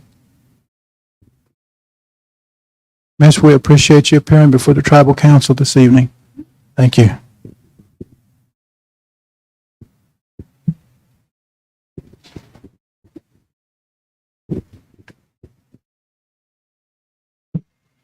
Okay, we heard from two candidates because they're here in person. We had a third candidate that at the beginning of the interview process, we explained to the council that there was a death with close relationships to that candidate, and they could not be here before you today, but that particular candidate did send a resume in. Her name was Andrea Scraper. So you also have that resume that was sent in, but she's not before us today for the interview. How does the council want to proceed?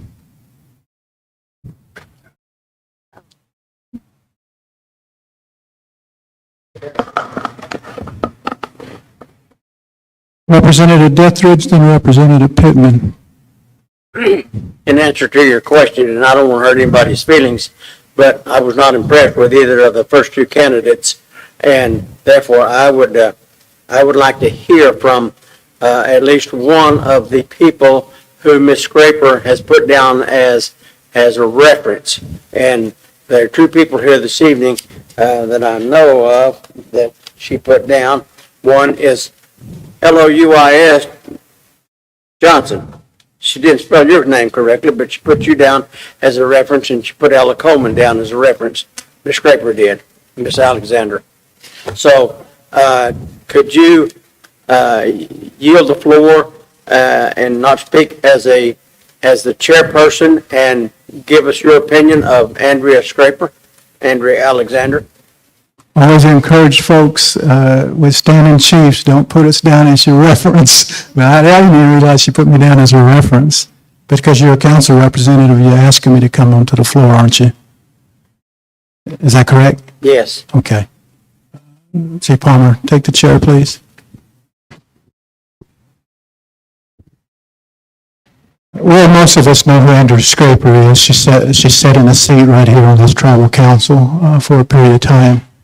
My experience with Ms. Scraper is that she's very efficient in what she does. She's very professional. She was an executive administrator for certain tribes over a period of time, so her experience on how things actually work, how they're conducted. There were many questions here that was asked of knowing the Code of Laws and the Constitution. As a former council representative, obviously she would have been very familiar with the Code of Laws and as well as the Constitution of the Seminole Nation of Oklahoma. As far as her work ethic is concerned, her work ethic, in my opinion, with other nations who she's worked for, I actually, if someone's coming over that formerly worked for another nation, I usually talk to that tribal leader or at least the people that supervise that individual and try to get some information about that. And fortunately, many of them open up to me. We know that Andrea was one time worked for the Seminole Nation as the Alcohol and Substance Abuse Program Coordinator and Director. That particular program thrived during that period of time when she was the program director. So I would say probably from my observance, even outside of when I was in position as the assistant chief and now the chief of the Seminole Nation, when I was just a tribal member, observing her relationships and connections with others. It seemed to be very positive. I think you that know her on the council probably had the same type of experiences with Ms. Scraper. Ms. Scraper's resume obviously speaks for itself. If you have read it, you know that she's very efficient in different areas of software, and she was the chairman of the Finance Committee at one point. She was very thorough, and she was always courteous. She was pretty forward many times, but sometimes that's a good trait to have. Most Seminoles I know have that trait down. They're pretty forward in their conversations. But if you're asking me, is Ms. Scraper, qualified, and can she do this job as the council secretary? There is no doubt in my mind. The other two candidates gave good interviews as well. Okay, so it's really up to you as a council. And I try to encourage people who put in applications, at least for the Seminole Nation, do not use me as a reference, because I'm the chief of the Seminole Nation. But I came to the floor because Representative Dethridge, you asked me to. Okay. Any questions to me? Does that kind of clarify some things as far as you're concerned? Yes, Representative Pittman. There were several questions asked for each candidate, and so since you're standing in for Ms. Scraper, I just wanted to know if you had any concerns, or they had asked about attendance, they asked about confidentiality. So is there anyone you or Representative Coleman could speak to that on her behalf? I think probably I'll probably give that to Representative Coleman to ask. I'm not standing in for Ms. Scraper. I was asked by a council representative for some comments. The decision of the council secretary is totally in the hands of the general counsel. I don't do any recommendations in this area. I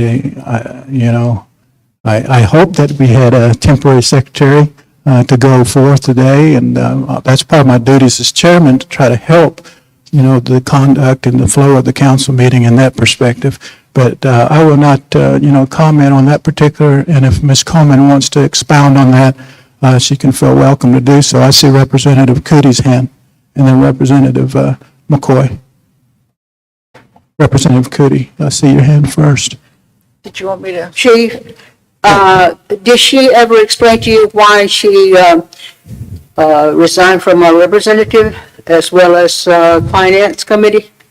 It was kind of sudden, so we never heard the reason. She didn't really put in her written resignation from either one of those positions, a why in her written resignation. So as far as what came down in writing from her, it was very short, and it didn't really give a why, an explanation. Representative McCoy?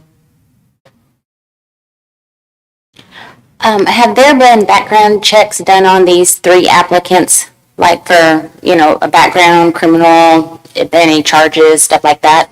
All of the three? No, that don't take place unless they're offered the position as far as through the area of HR.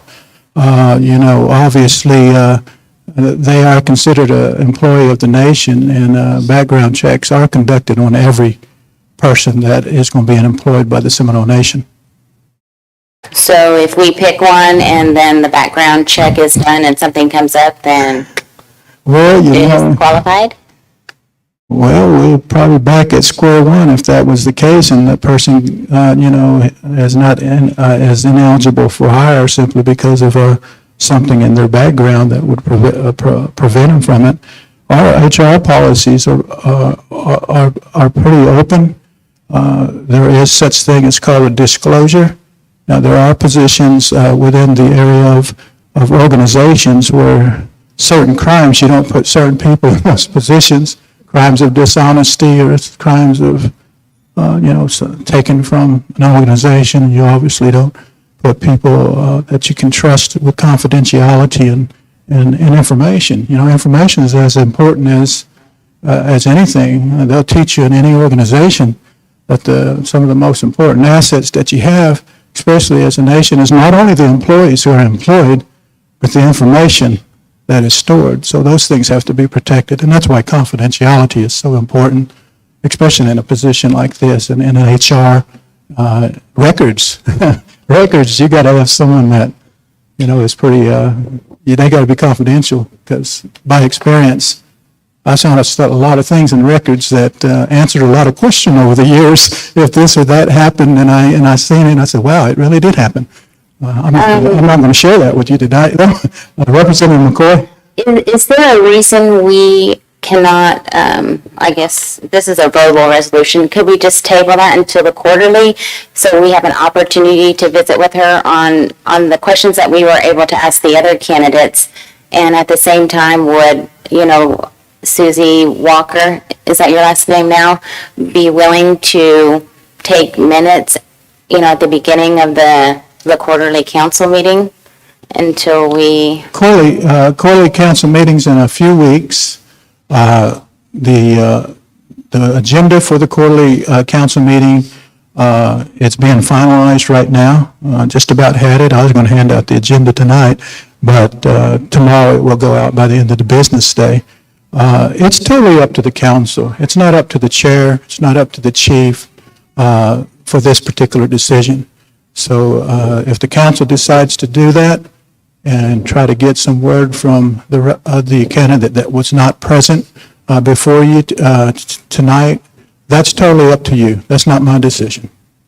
Well, I would like to give her the same opportunity the other two applicants had, just to give her a fair shot. So do I need to just make a motion, or is there any objections by the council if we do that? Yep, right there. I think what you have here with this situation that took place is you have two people that attended this meeting. They took the time out of their day to come here and stand before this council, and some of them drove a pretty good distance to be here, and they showed up. So if that's the desire of the council, that's your desire to do that very thing, you can make a decision tonight if that's also your desire. So I'm going to yield the floor to Ms. Coleman, because the question from Mr. Deathridge, they wanted to hear from the both of us. I'll yield the floor to you. Thank you, Chair. You covered a lot of ground there for the experience, knowledge, skills, and abilities that Ms. Scraper has. When I was assistant chief during the period of 2009 through 13, I was her second level supervisor. Brigida Leader was the director of alcohol and substance abuse prevention, and Andrea was one of the specialists, alcohol and substance abuse counseling, and a specialist. And just looking at her resume here, you know, like the chief said, it speaks for itself. You can put Miss Scraper in administrative position, programmatic position, compliance position. She is a well-rounded individual that has a lot of skills. She has a lot of computer skills too. She's able to scan documents and convert them, you know, into thumb drives, and she's able to use different types of software programs for presentations. She's one that probably could put the some of the trouble resolutions up on the screen, or the some of the budgets and what have you. I know that she would be able to maintain confidentiality very well. That she's a quick learner. She likes to read. She's very knowledgeable because she reads a lot. She knows where to go to in the Code of Laws and the Constitution.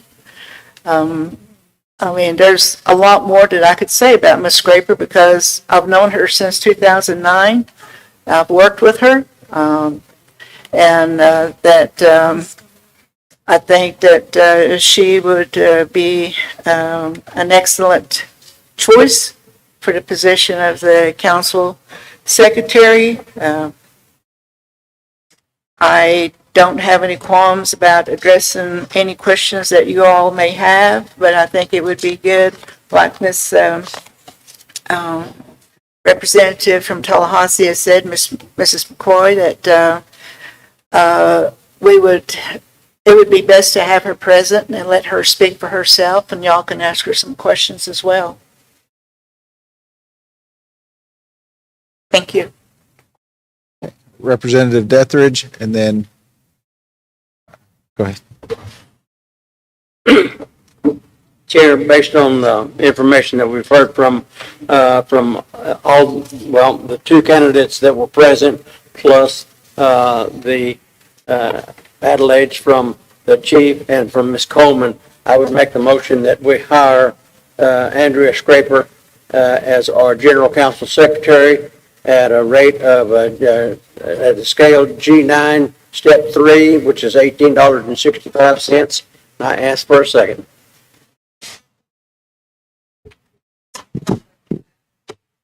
Okay, we have a motion and a second.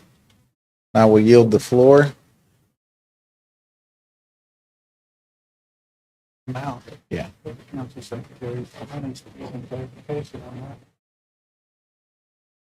Okay. Representative Dethridge, on that amount, during the last council meeting that was addressed, and I do believe that pay scale has been changed and amended to a higher amount than what you had stated.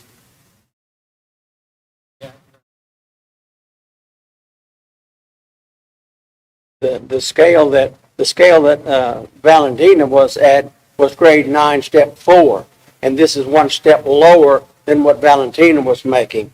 I didn't see an amount on Miss Scraper's, Miss Alexandra, whatever her real last name is.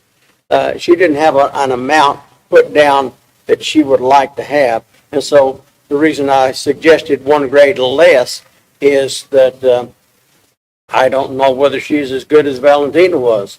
I'm certain that she will be, but that's the reason I made that scale. And if somebody says, hey, I'll make a motion, we raise it to whatever, I don't care. Or lower it. Either one, it doesn't hurt my feelings. But I thought it's a fair amount. Okay, thank you for that. I will relinquish the chair to Chairman Johnson. Okay. We've got Hill, Coast.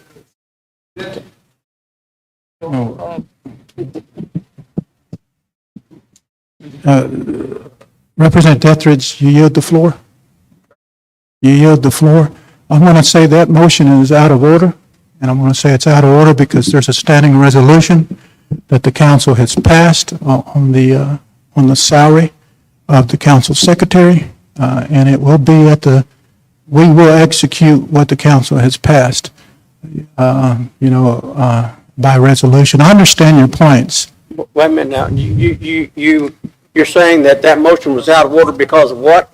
Because there's a standing resolution that set the scale and wage of the council secretary. The council secretary, whether it's whoever, would receive that amount that the council. Well, if you read the motion, if you read the resolution about Valentina, you would see that we were only talking about Valentina and not about any future general counsel secretary. But if you want to raise it to $18 I'm not raising it. There's a resolution in place. You don't vote according to an individual when you're voting on measures. You vote according to the position that's there. And I realized she was in that position for a period of time and eventually got that raise. And that was that percentile raise that was passed back in September of last year as well. So are you saying that in order for that motion that I made to be a valid motion, I would have had to said grade 9, step 4 at a rate of $19.22 per hour? Is that what you're saying? I think what you're doing here is if you're asking the council to appoint the council secretary this evening in favor of the individual candidate that you stated, that individual candidate will come in at the wage that was set last for an officer of the Seminole Nation. Now, there's a difference in this particular position. Okay? Article 9 of the Constitution, Article 9, I believe, of the Constitution, gives the duties of the council secretary and officers of the tribe, it actually says. It includes the council secretary. And I don't want to rehash that whole thing again. So it's an officer's position who is also an employee of the nation. But it's a consensus. Executive will execute whatever the council passes this evening. I'm just saying that I believe that, the standard that was set is the standard that's set for the position of the council secretary of the Seminole Nation. If you want to change that, are you giving me a point of order and saying that you're... Absolutely, I am. Will you say that? Yes, it's point of order, Chair. Okay. All right. You got council representatives here, and your motion is for that purpose. Did you get a second? Yes, I got a second from somebody. Okay, I and didn't the care who it was. Okay.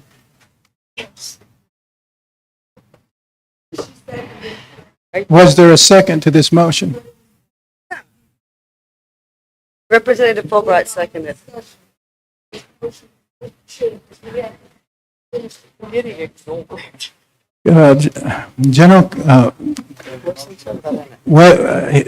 Representative Dethridge had the floor.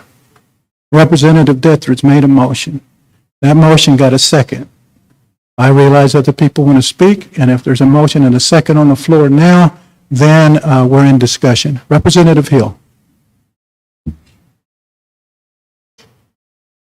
First of all, I got to let everybody know here that as council representatives, okay, we're supposed to be the legislative body of the Seminole Nation. When you look at it, we have to be fair and impartial with everything, okay? It's just like putting 3 chiefs up there running for a chief, and just because you're a friend of his or whatever, or had associated with him, and that person does not show up, is absent, and you vote against the other 2 people that showed up, and you could make him a chief, don't work like that, okay? Not only that, once we accept someone and put them in the position they're applying for, we do not increase the pay or anything. If they work for it, they can, she gonna show that they can get paid for what they put out, okay? Not before. And like this young lady on my right said, we need to have her up here and let her explain. And there's people here that we like to ask her questions pertaining to her past. And computers does not make a person, okay? There's half of us in here that have done wrong, but maybe never have been caught, okay? I know none of y'all's going to stand up and say, yeah, I did this, I committed this. I should not be here, okay? It doesn't work like that. America, you get away with it, you get away with it. If it's money or whatever. This young lady is supposed to have 2 other people talking to her. She used to be a council president, I didn't walk in my phone. She stepped down. She was a financial officer, okay? Karen, she resigned from that. Now, all of a sudden, I want to be a general council secretary for people. And being a council representative, we're here for our people. Have her be elected, or selected, the other 2 are president. I don't think that's fair. Then you can come up here and talk. Background. How do you know some young lady I have other things that people up here that is not on the person. Resume on it. You would like to hear her out. I don't believe the world's going in. Human nation will get you off the world and hold on to us for further. I think we can hold on for a bit. Somebody here don't sit there with a pass away with that. It's going to be it. Anyway, I'm not part of your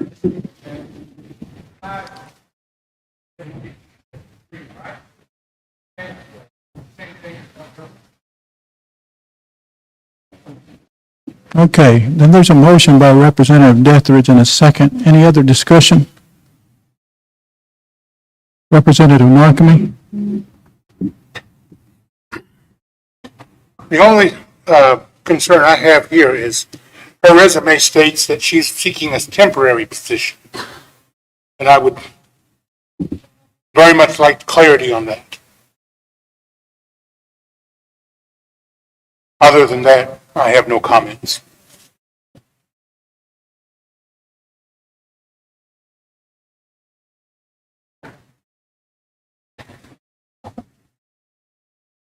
Information that I received, as far as comments from HR, because I think even on that it said programs development or something or another.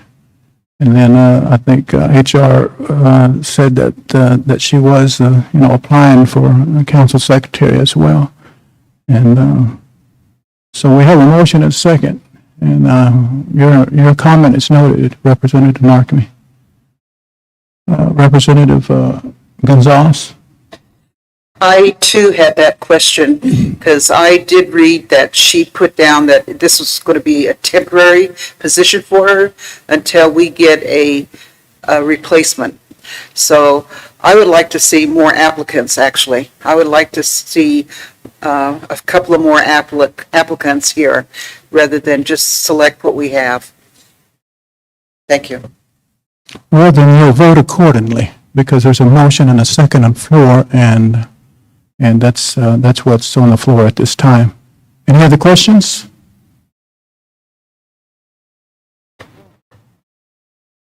Representative Sampson, and then Representative Petit. Yes, could you tell me, are you saying that we're going to vote for all three of these people tonight? There's a motion on the floor that Andrea Scraper be the council secretary. If that passes, then Andrea Scraper becomes the council secretary.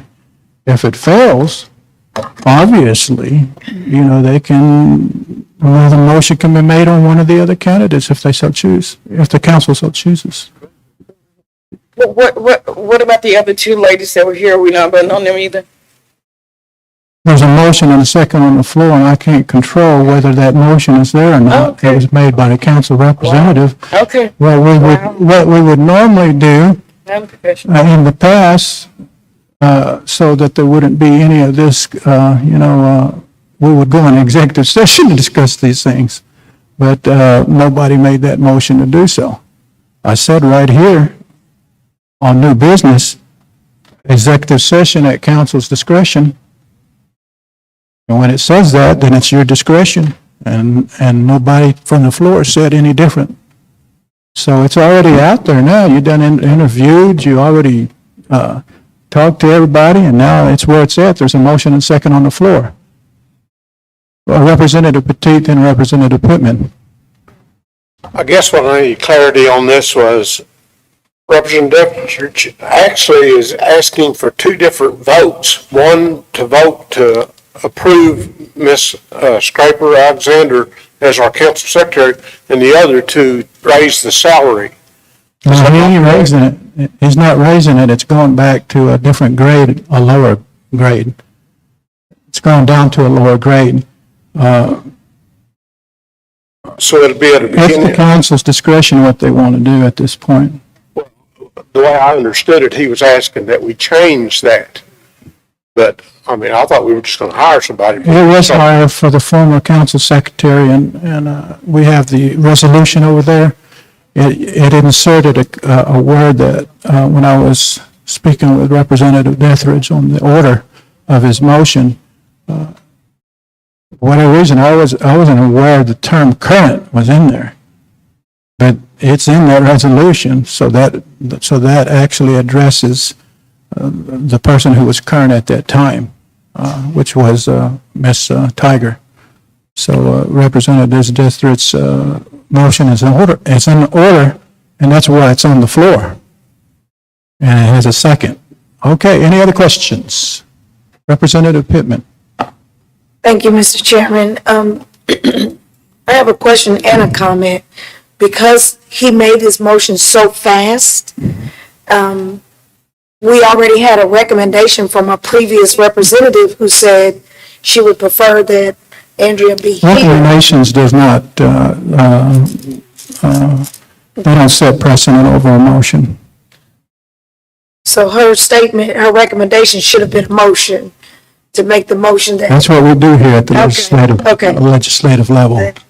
No further questions. I know how I'm gonna. I respect that, though. Yeah. I respect her comment. Now, everybody knows once a motion and a second on the floor, that's what we're addressing. Representative Borba. Yes, Chair, can I call up a question, please? There's no other questions or discussion. Council Secretary, did you write down what Representative Dithridge said as well as you could? Because I don't have it before me because it's coming as a verbal resolution.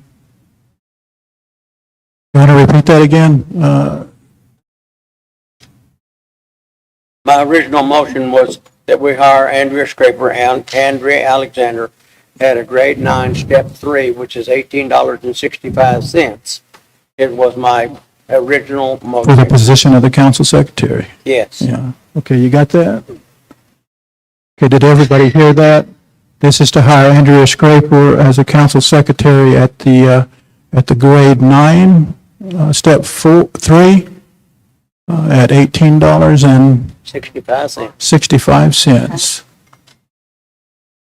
That's the motion on the floor. That's the question that's been called for. And we're going to go to the roll call now. Secretary? No. No.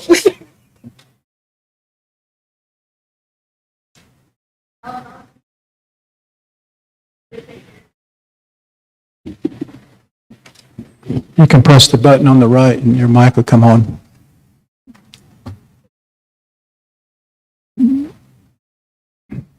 She's calling for Representative John Narkemy on this roll call. No. Rena Tiger No. and Anastasia Pittman, No.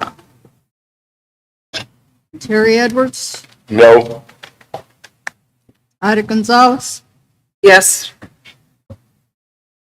Nancy Fixico, Yes. Tamara Downing, No. Leon Pete, No. Dolores Sarjo, No. Karen Fulbright, Yes.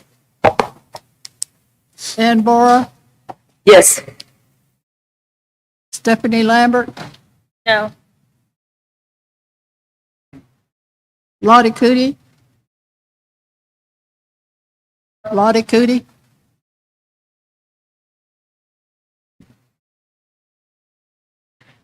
Ella Coleman, Yes.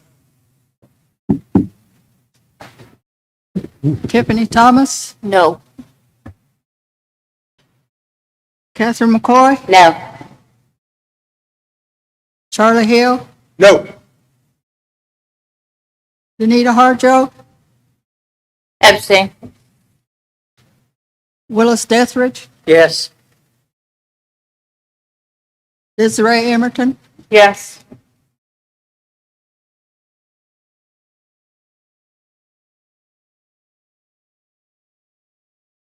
seven yes, 14 no, one abstention. With a count of 7 yes and 14 no and 1 abstention, that motion for Andrea Scraper to be the Council Secretary has failed. What is the desire of the council at this time? Representative Pittman, then Representative Narkemy, and then Representative Borba, and then Representative Sampson. Representative Pittman? Press that button there on the right.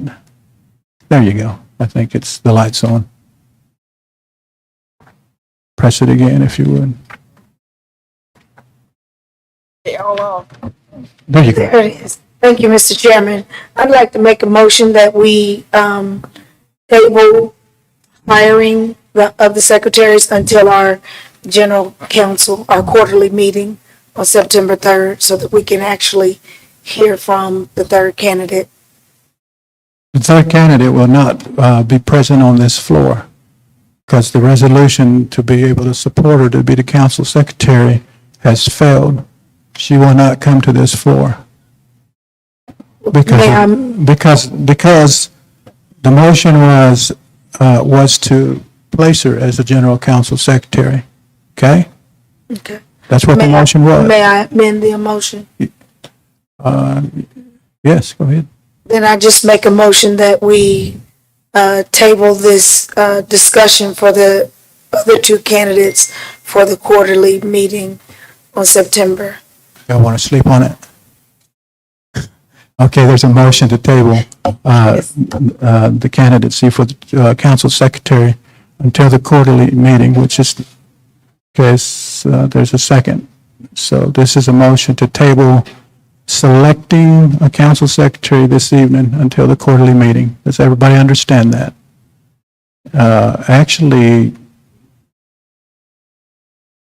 it's, you want to, there's not a motion on the floor to table, but there is a proposed verbal motion for one of the candidates or the other. If it's the consensus of the council to take this back up, this particular measure, up at the quarterly meeting, is that the desire of the council? Is there any objections for this measure of the council secretary to be taken up at the quarterly meeting? Representative McCoy? I just have a question for, if I can, of Representative Pittman. I'm over here. So you want to make a motion so we just bring just these two candidates back to discuss, or are you wanting to open up for possible more candidates to throw in the mix for the quarterly meeting? That was the recommendation of one of our council members, that she would like to see more candidates. So it would give us an opportunity to receive more resumes. So that Okay, we would- I just want to make sure that I understood that we're going to have other candidates to review at the quarterly and then make a decision. Is that what I understand? Yes, if that's the desire of the council. Thank you. If it's not the desire of the council, I can withdraw the motion. I just didn't want to push this until the quarterly meeting and we're just meeting on the same two ladies that we interviewed tonight. So if we're having new candidates, then that's great. Thank you. Yeah, that was the concept, was to open it up so that we have an opportunity. Okay, thank you, Madhu. Thank you. All right. I believe I understand the conversation going back and forth. It's changing as it changes and formulates. But it still has to be put in a motion for that purpose to open it back up, because this council secretary position was opened up.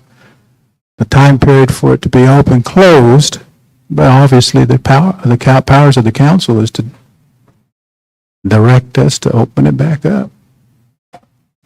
But it needs a motion. Mr. Chairman, I can amend the motion, the motion to make it correct for you. Okay, you want to make a motion that we include these two candidates, but also open it back up for potential possible other candidates that might come in the next few weeks before the quarterly meeting. That is We can correct. have HR put it back out if it passes as a motion. If it don't pass, it's up to the I'll council. second it. So there's a motion on the floor to that effect, I'll second it. and there's a second. I did see some people that disagree that Ms. Scraper won't come to this floor. I've seen it by the expression of faces, but I want you to know that motion it failed, didn't it, Representative Dethridge? Did it fail? I saw the disappointment in people's faces about when I stated that Ms. Scraper would not be coming back to the floor. Because she thought that maybe she could come back to the floor, but when the motion for her failed by this tribal council, That was the decision of the council. So you didn't give her the opportunity to come back to the floor. The tribal council did not do that, okay? Is that your understanding, Representative Dethridge?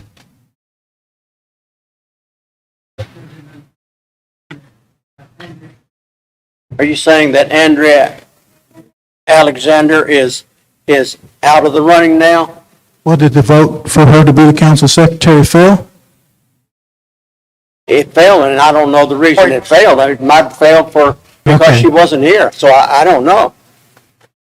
I don't know, it failed, she's not coming back to the floor according to processes and Or procedures. whatever. It doesn't hurt my feelings. I mean, that's not my decision, that the council voted on that.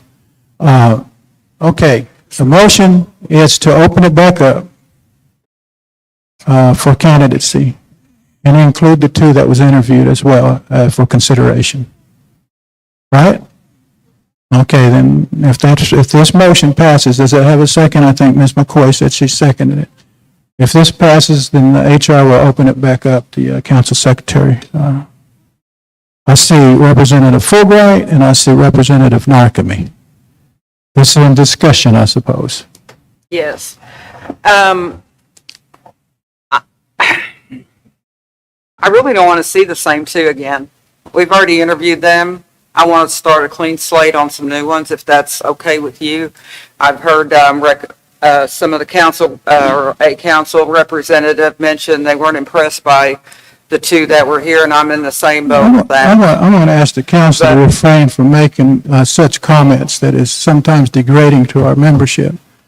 And don't say things like that. That's why I gave you an opportunity to go into executive session so that you could talk like that. But Okay, so I'm just saying, can we start a clean slate on some new women to come forward, or men to be council secretary? I think the motion was to reopen the council secretary position and also include those other two for possible consideration. Exactly, yes. So that's where it's at. They don't have to come back for another interview. They've already interviewed. But they still stand as a consideration. Do you understand what the motion was? You don't understand what the motion was?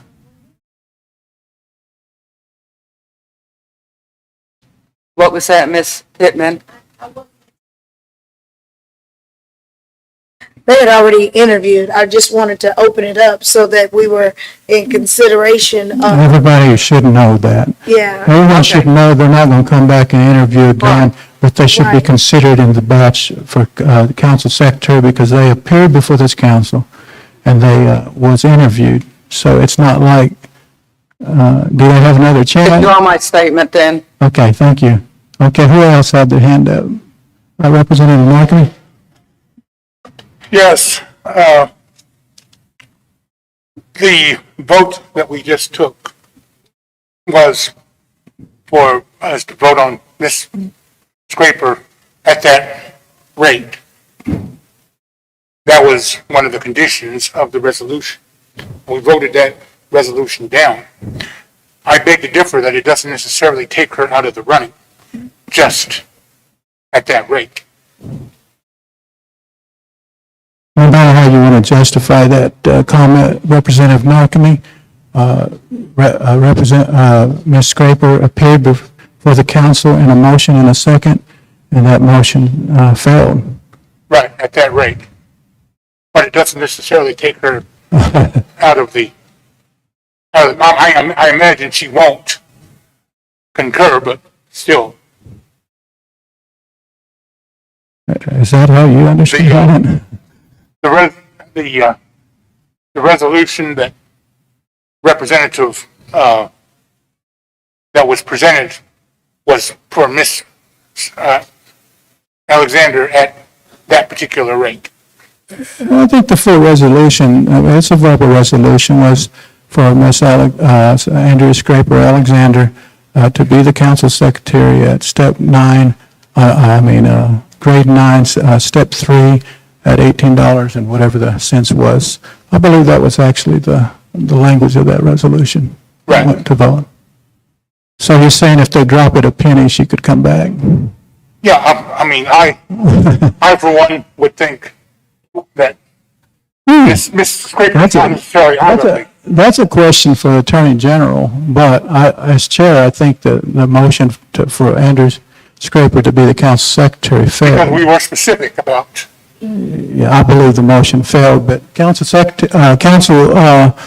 General, do you understand Mr. Markham's point?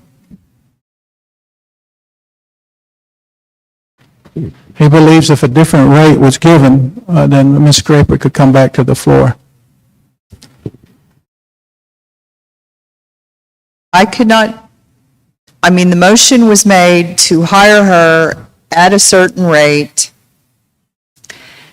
and the motion failed. I don't know what the normal policy of this general counsel is. If a different resolution or a different motion, the point is, we don't know why the motion failed. Did it fail because the council didn't want her as the general counsel secretary, or did it fail on the rate? And so normally in this situation, when the person is up for a position and that fails, then they are withdrawn from the candidacy pool. But I don't know, I mean, I could look into it. I don't know why the motion failed. And it's... Okay. My initial take on it is you voted for Ms. Scraper, that motion failed, and that has failed. But I could look into it if that's what you'd like. But Well, we have a motion on the floor in a second, so we're going to go back to the original motion that was made and seconded, and that is that we open it back up for other candidates to place their application in. It does not exclude the two candidates that's been interviewed tonight. They won't come back for an interview because you've already interviewed them, but they could still be, considered if that's what the council desires. So we will, if this passes, we will re-advertise it and open it back up, okay? Let's not prolong this any longer. So let's go to that question. You got that, Council Secretary? Okay. Roll call, please.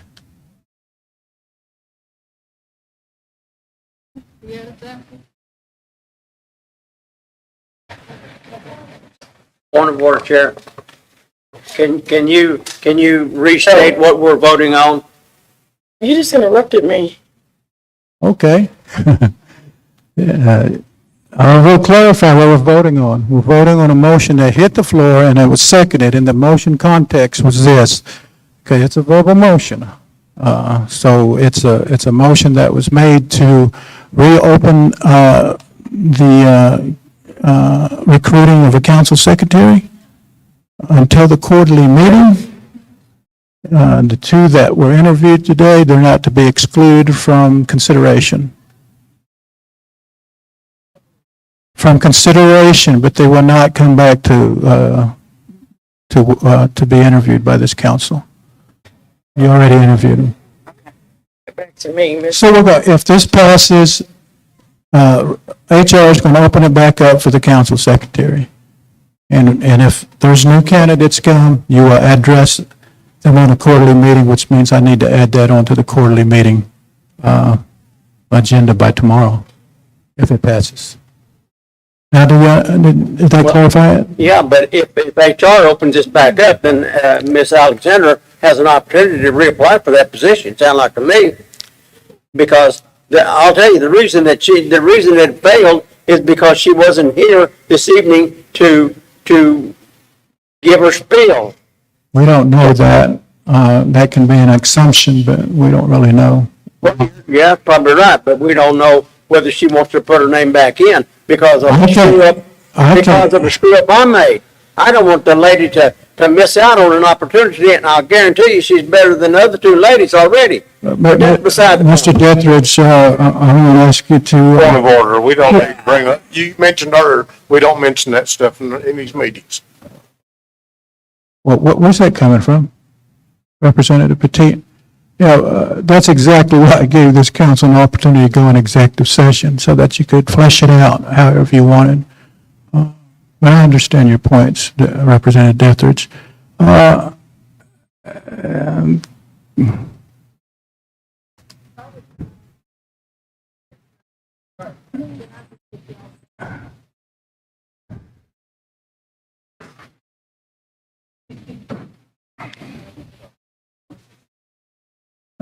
That's your choice, Representative.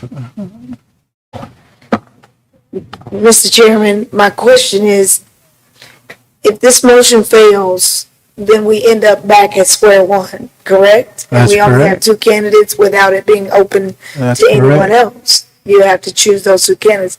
If this motion passes, you have to open it up, but we cannot include Ms. Scraper. So if I withdraw the motion, are we still back at square one?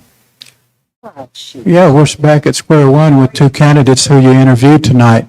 I think Representative Dethridge has a point from a theoretical point of view that if we open it up, we cannot what we call offend a person's rights to be able to apply for a position with the Seminole Nation because we're not discriminatory in that way.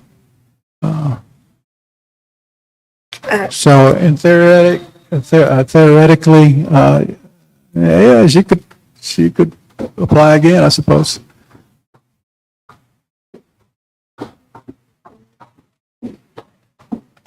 What is your desire to do? We have a motion and second on the floor. That's correct. But I just don't want to cause any problems. I'm saying I can. That's already here. Folks have Okay. already opened their mouths and said what they said. So it's already there. So we're going to go back to the original motion if you're not going to withdraw it. I'll withdraw the motion. You withdraw that motion? Yeah, I'll withdraw the motion. And that Okay. way you can go home. You don't have to. Okay, motion has been withdrawn, so we're back to where we were at. Is there any other wishes of the council, desires of the council? Representative Boulder, Representative Lambert?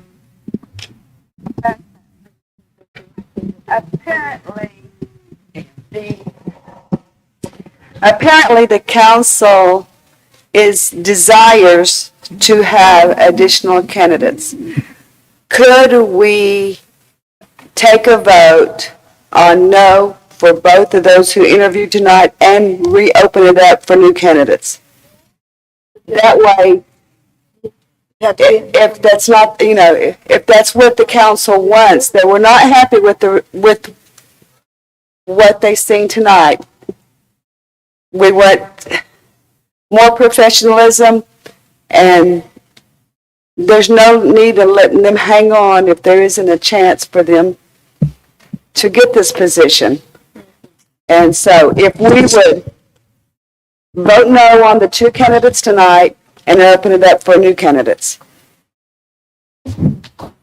Council can do what they want. They have a lot of powers according to the Constitution. Can't hear you. The next time the chair advises the discretion of the council to go in executive session, I advise that you take it. Because our tribal membership don't need to be hearing what's being coming from this council tonight and the fashion and the words that's being said. Chair, with all due respect, my co-representative did have her hand up earlier when we first started this, and after you called Senator Pittman, you called for Karen, and then you skipped over her and went to Representative Hill. So she was going to make a motion to go into executive session, but she was ignored.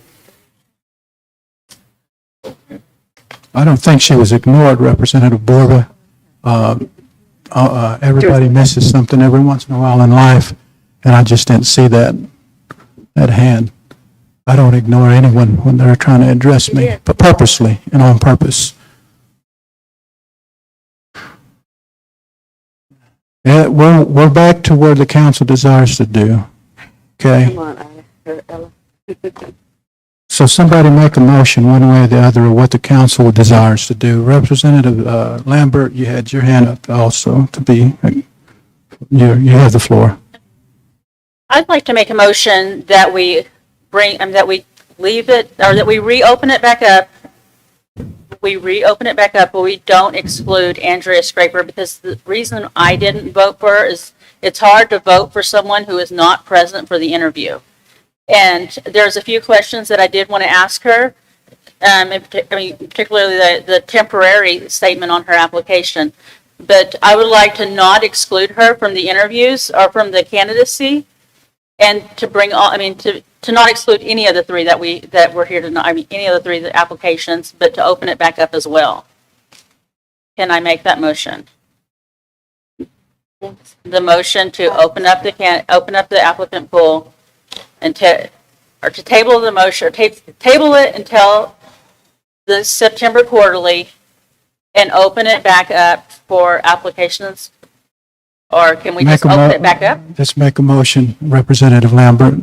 Okay, I will make the motion to open it.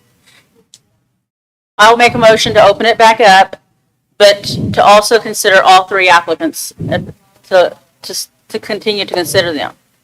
And then to open the applicant pool back up until maybe a week before for another week or two, or another 10 days. Let's do that. You can make that motion, but if you made that motion? Yes. You make that motion, Representative Dethridge seconded it, but I will tell you as a council that if it comes back and the legalities, we're going to stick with legalities. We're not coming in any back door here, okay? So if our Attorney General tells me, no, that shouldn't be allowed because it had already been voted on and it failed, we're going to do what's right. We still have to do what's right, right? Do you agree with that? I do agree with that. Okay, but your motion is on the floor. It's seconded by Representative Dethridge. Do you got the clarity of that motion? Yeah, she does. Do you want a clarification of what the motion is on the floor at this time? It is to open it back up for new candidates to be addressed at the quarterly meeting. The three candidates that submitted, and two of them appeared before you today. And what I'm hearing is that you want to hear from Ms. Scraper at the quarterly meeting. If Okay. it's not But illegal. what I'm going to make very clear to this council, if it's against any kind of rules, then that one part of that is not going to pass. We won't allow that. And I know you have the powers. I know what your powers are, believe me, and that's why this is going on the floor right now, because you're a very powerful body in the Seminole Nation, and I appreciate each and every one of you. Okay? Okay. There's no discussion, I'm sure, on that. Attorney General, you're going to have to come back with some legal memorandum or something on what has happened tonight. And we'll take that. Actually, your powers are powerful, council. Y'all can do a lot of stuff. Okay, we're trying to keep order here. Okay, everybody understand what we're voting on? Are we going to have discussion on this? We got a motion and a second. We're in discussion. Okay, Representative, thank you. and then Representative Coleman. I just want to be clear, based on Robert's Rules of Order, this motion is out of order because the motion prior to. Our rules of order is not on Robert's Rule of Order. We have a rules of order that's based on Title 16.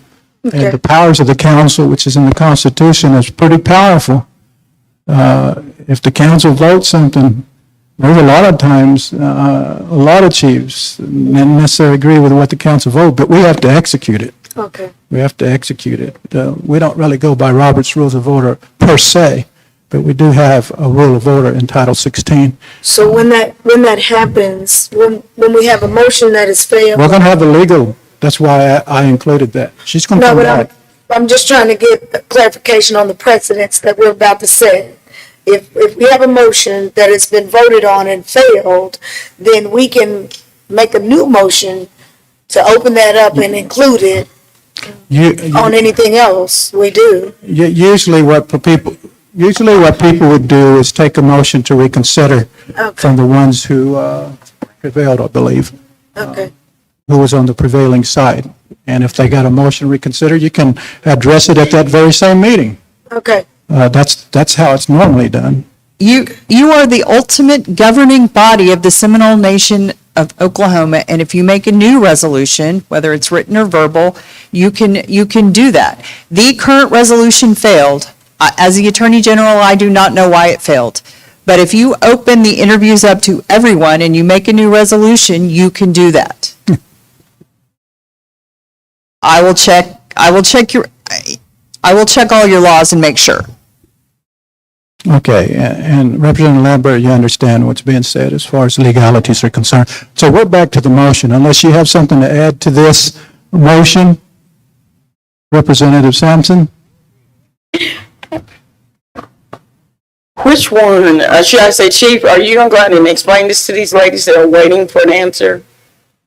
Been out there for a while. Yeah, they still outside. That's so unfair, so unprofessional. Lord have mercy. God need to really, really work with us here. We got problems. Well, I don't know if it's unfair or unprofessional. We're doing the due diligence and business of the tribal council. Now, some of the comments that came out, next time the chairman advises that you go in executive session, I would advise that you take that. Okay? Representative Coleman.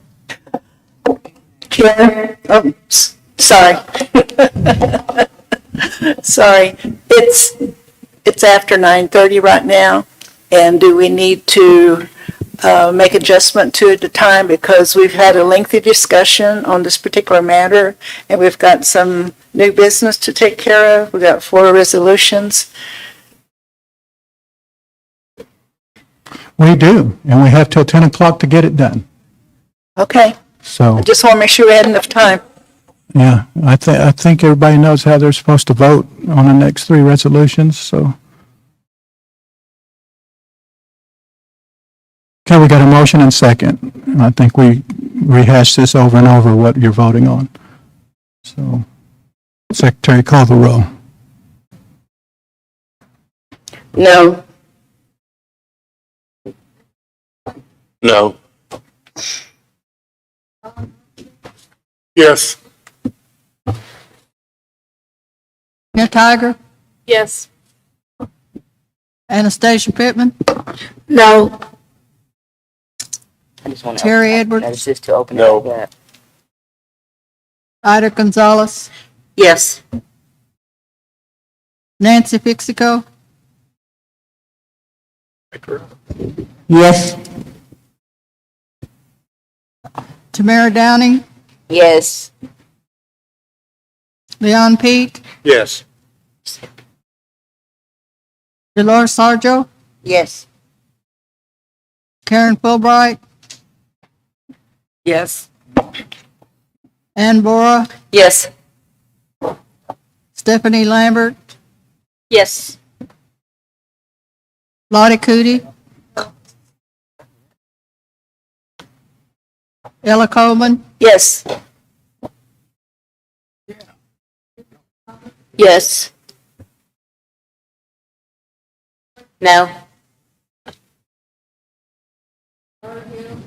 No.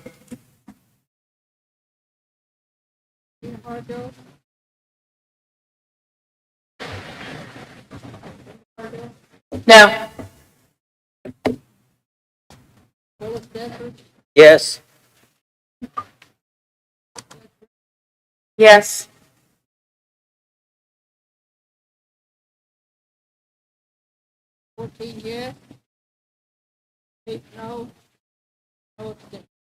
Okay, with a count of 14 yes and 8 no and 0 abstentions, then that measure did pass. So we will open it back up, and those 3 candidates that were here, 2 of them that was here and one that had submitted a application, will be brought back to the quarterly meeting, along with others that may submit for the council secretary position. So let's move on. TR 2022-78. Would somebody please, Chief Palmer, would you go out and address the 2 candidates and just share, what the council did do this evening, and that we most definitely do appreciate them being here tonight to appear before the tribal council. Okay, TR 2022-78. Finance Committee? A tribal resolution of the Seminole Nation of Oklahoma approving a modification to the fiscal year 2022 Seminole Nation Public Transit FTA budget and the fiscal year 2022 comprehensive budget. And I ask for a second. Second. Okay, at this time, I need to make a friendly amendment. And in the second paragraph, where it says whereas, second paragraph, at the end of the paragraph, I need to delete fleet service manager at 50% salary allocation. The manager's position has been reclassified to fleet maintenance manager and is no longer split with the transit budget. Okay, there's has to be an amendment to that particular resolution, and that is to strike the wording that she just stated. And with that amendment, was there a second to that amendment? Do I hear a second? Is there a second? Ida? Oh, she's on the Finance Committee as well, seconded by Ms. Gonzalez. So this particular measure will go with those particular omissions, what was stated. And you want me to read that from the microphone, Ms. Coleman? It was hard to hear, I think, for sound system, I suppose. Could you get closer to the mic and just read it for clarification for the council, what the friendly amendment is? What the friendly amendment was, in the second whereas paragraph, we are eliminating the last portion of that paragraph that states fleet service manager at 50% salary allocation. That is the only thing that we're deleting from this particular resolution as presented. Okay, everybody understand?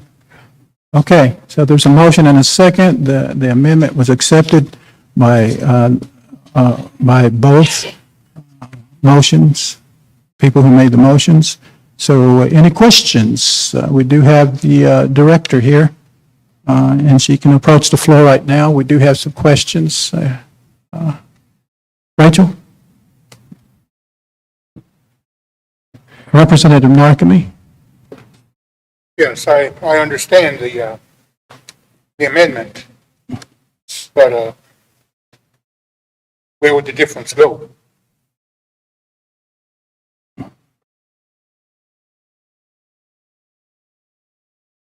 What was your comment again? I'm sorry, Representative Narkemy.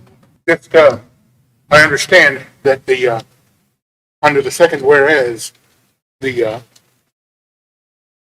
with the elimination of the fleet service manager at 50% salary allocation, where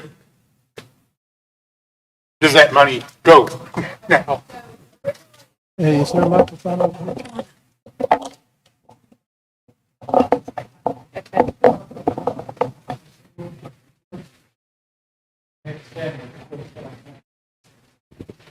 That's the norm. Thank you. So that salary is split between the vehicle maintenance and transit. It's a 50-50 split. Okay. Okay, so transit has already paid that portion of the salary. And in our 2023 budget, it will be 100% out of vehicle maintenance. So we can take it out of this. Okay. We're I was just taking this making sure there position were no- out of this budget. I was just making sure there were no dangling amounts there. Thank you. Any other questions? Okay, there's a call for the question.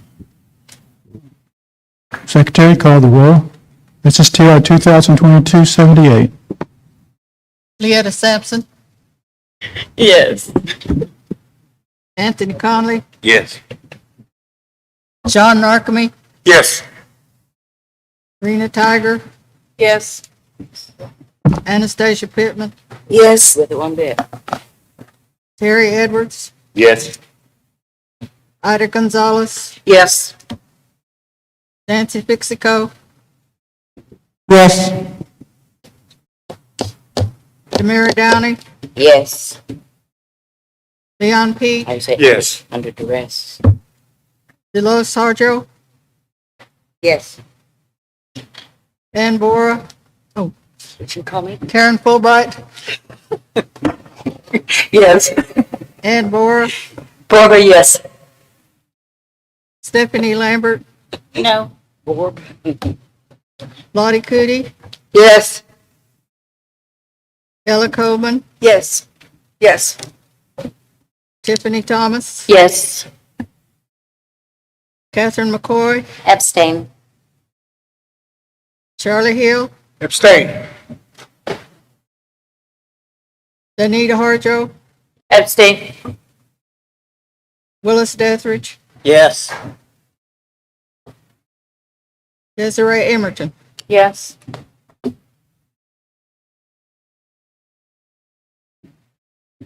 Nineteen yes, 0 no, 3 abstentions. With a count of 19 yes and 0 no and 3 abstentions, I declare TR 2022-78 to have passed. TR 2022-79, Finance Committee. A tribal resolution of the Seminole Nation of Oklahoma approving a modification of the FY 2022 Seminole Nation Public Transit Dialysis Transport Budget and the FY 2022 Comprehensive Budget. I make a motion to approve, and I ask for a second. Second. Representative Pittman. Thank you. I just wanted to clarify who our new finance chair is.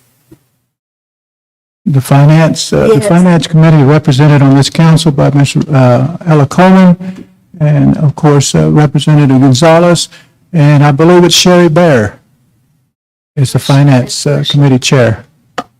Okay. Thank you. Yes. Anything on TR 2022-79? Discussion? If there's none, Secretary, call the roll. Leetta Sampson, Yes. Anthony Conley, Yes. John Narkemy, Yes. Rena Tiger, Yes. Anastasia Pittman, Yes. Terry Edwards, Yes. Ida Gonzalez, Yes. Nancy Fixico, Yes. Tamara Downey, Yes. Yes. Leon Pete, Yes. Delois Sarjo, Yes. Karen Fulbright, Yes. Ann Bora, Barbara, yes. Stephanie Lambert,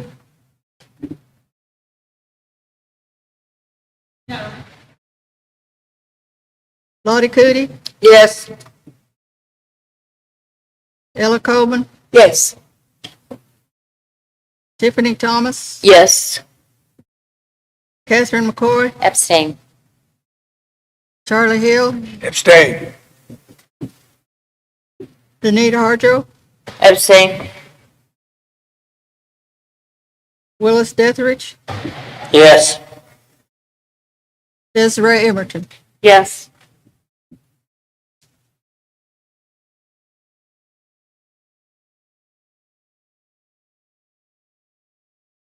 Eighteen yes, 1 no, and 4 abstentions.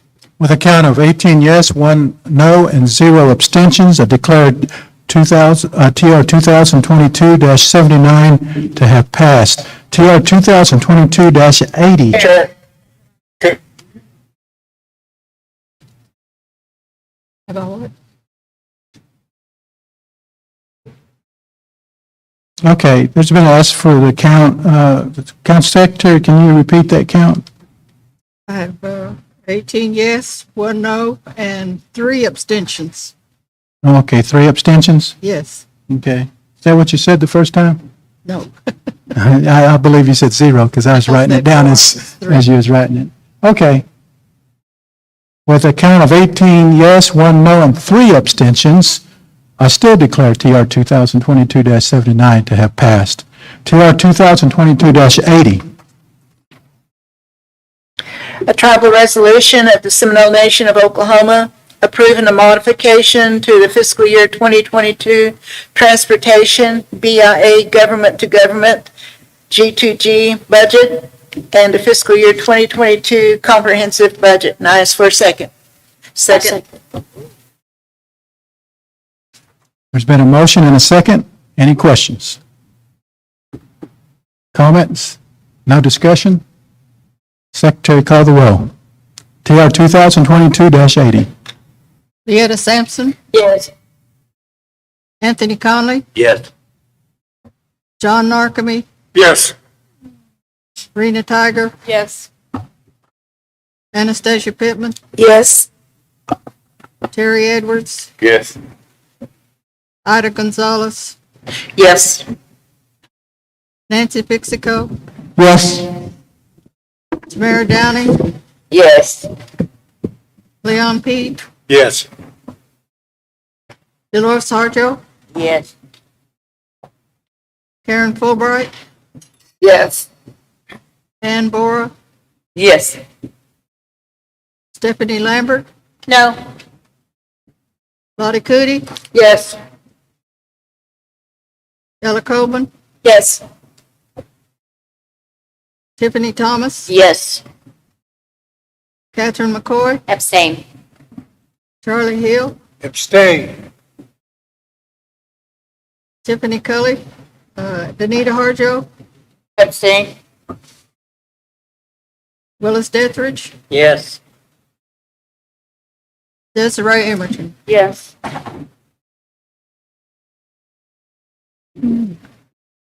18 yes, 1 no, and 3 abstentions. With a count of 18 yes, 1 no, and 3 abstentions, I declare that TR 2022-80 has passed. Just a couple of things before that adjournment is called for. We thank you for your patience tonight and also the candidates that came to stand before the council this evening.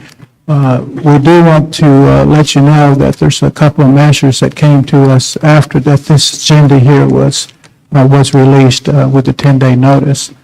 Some of it we just received in the last day or two. One was a BIA measure from the Bureau of Indian Affairs that needs to be addressed before September 1st, I believe.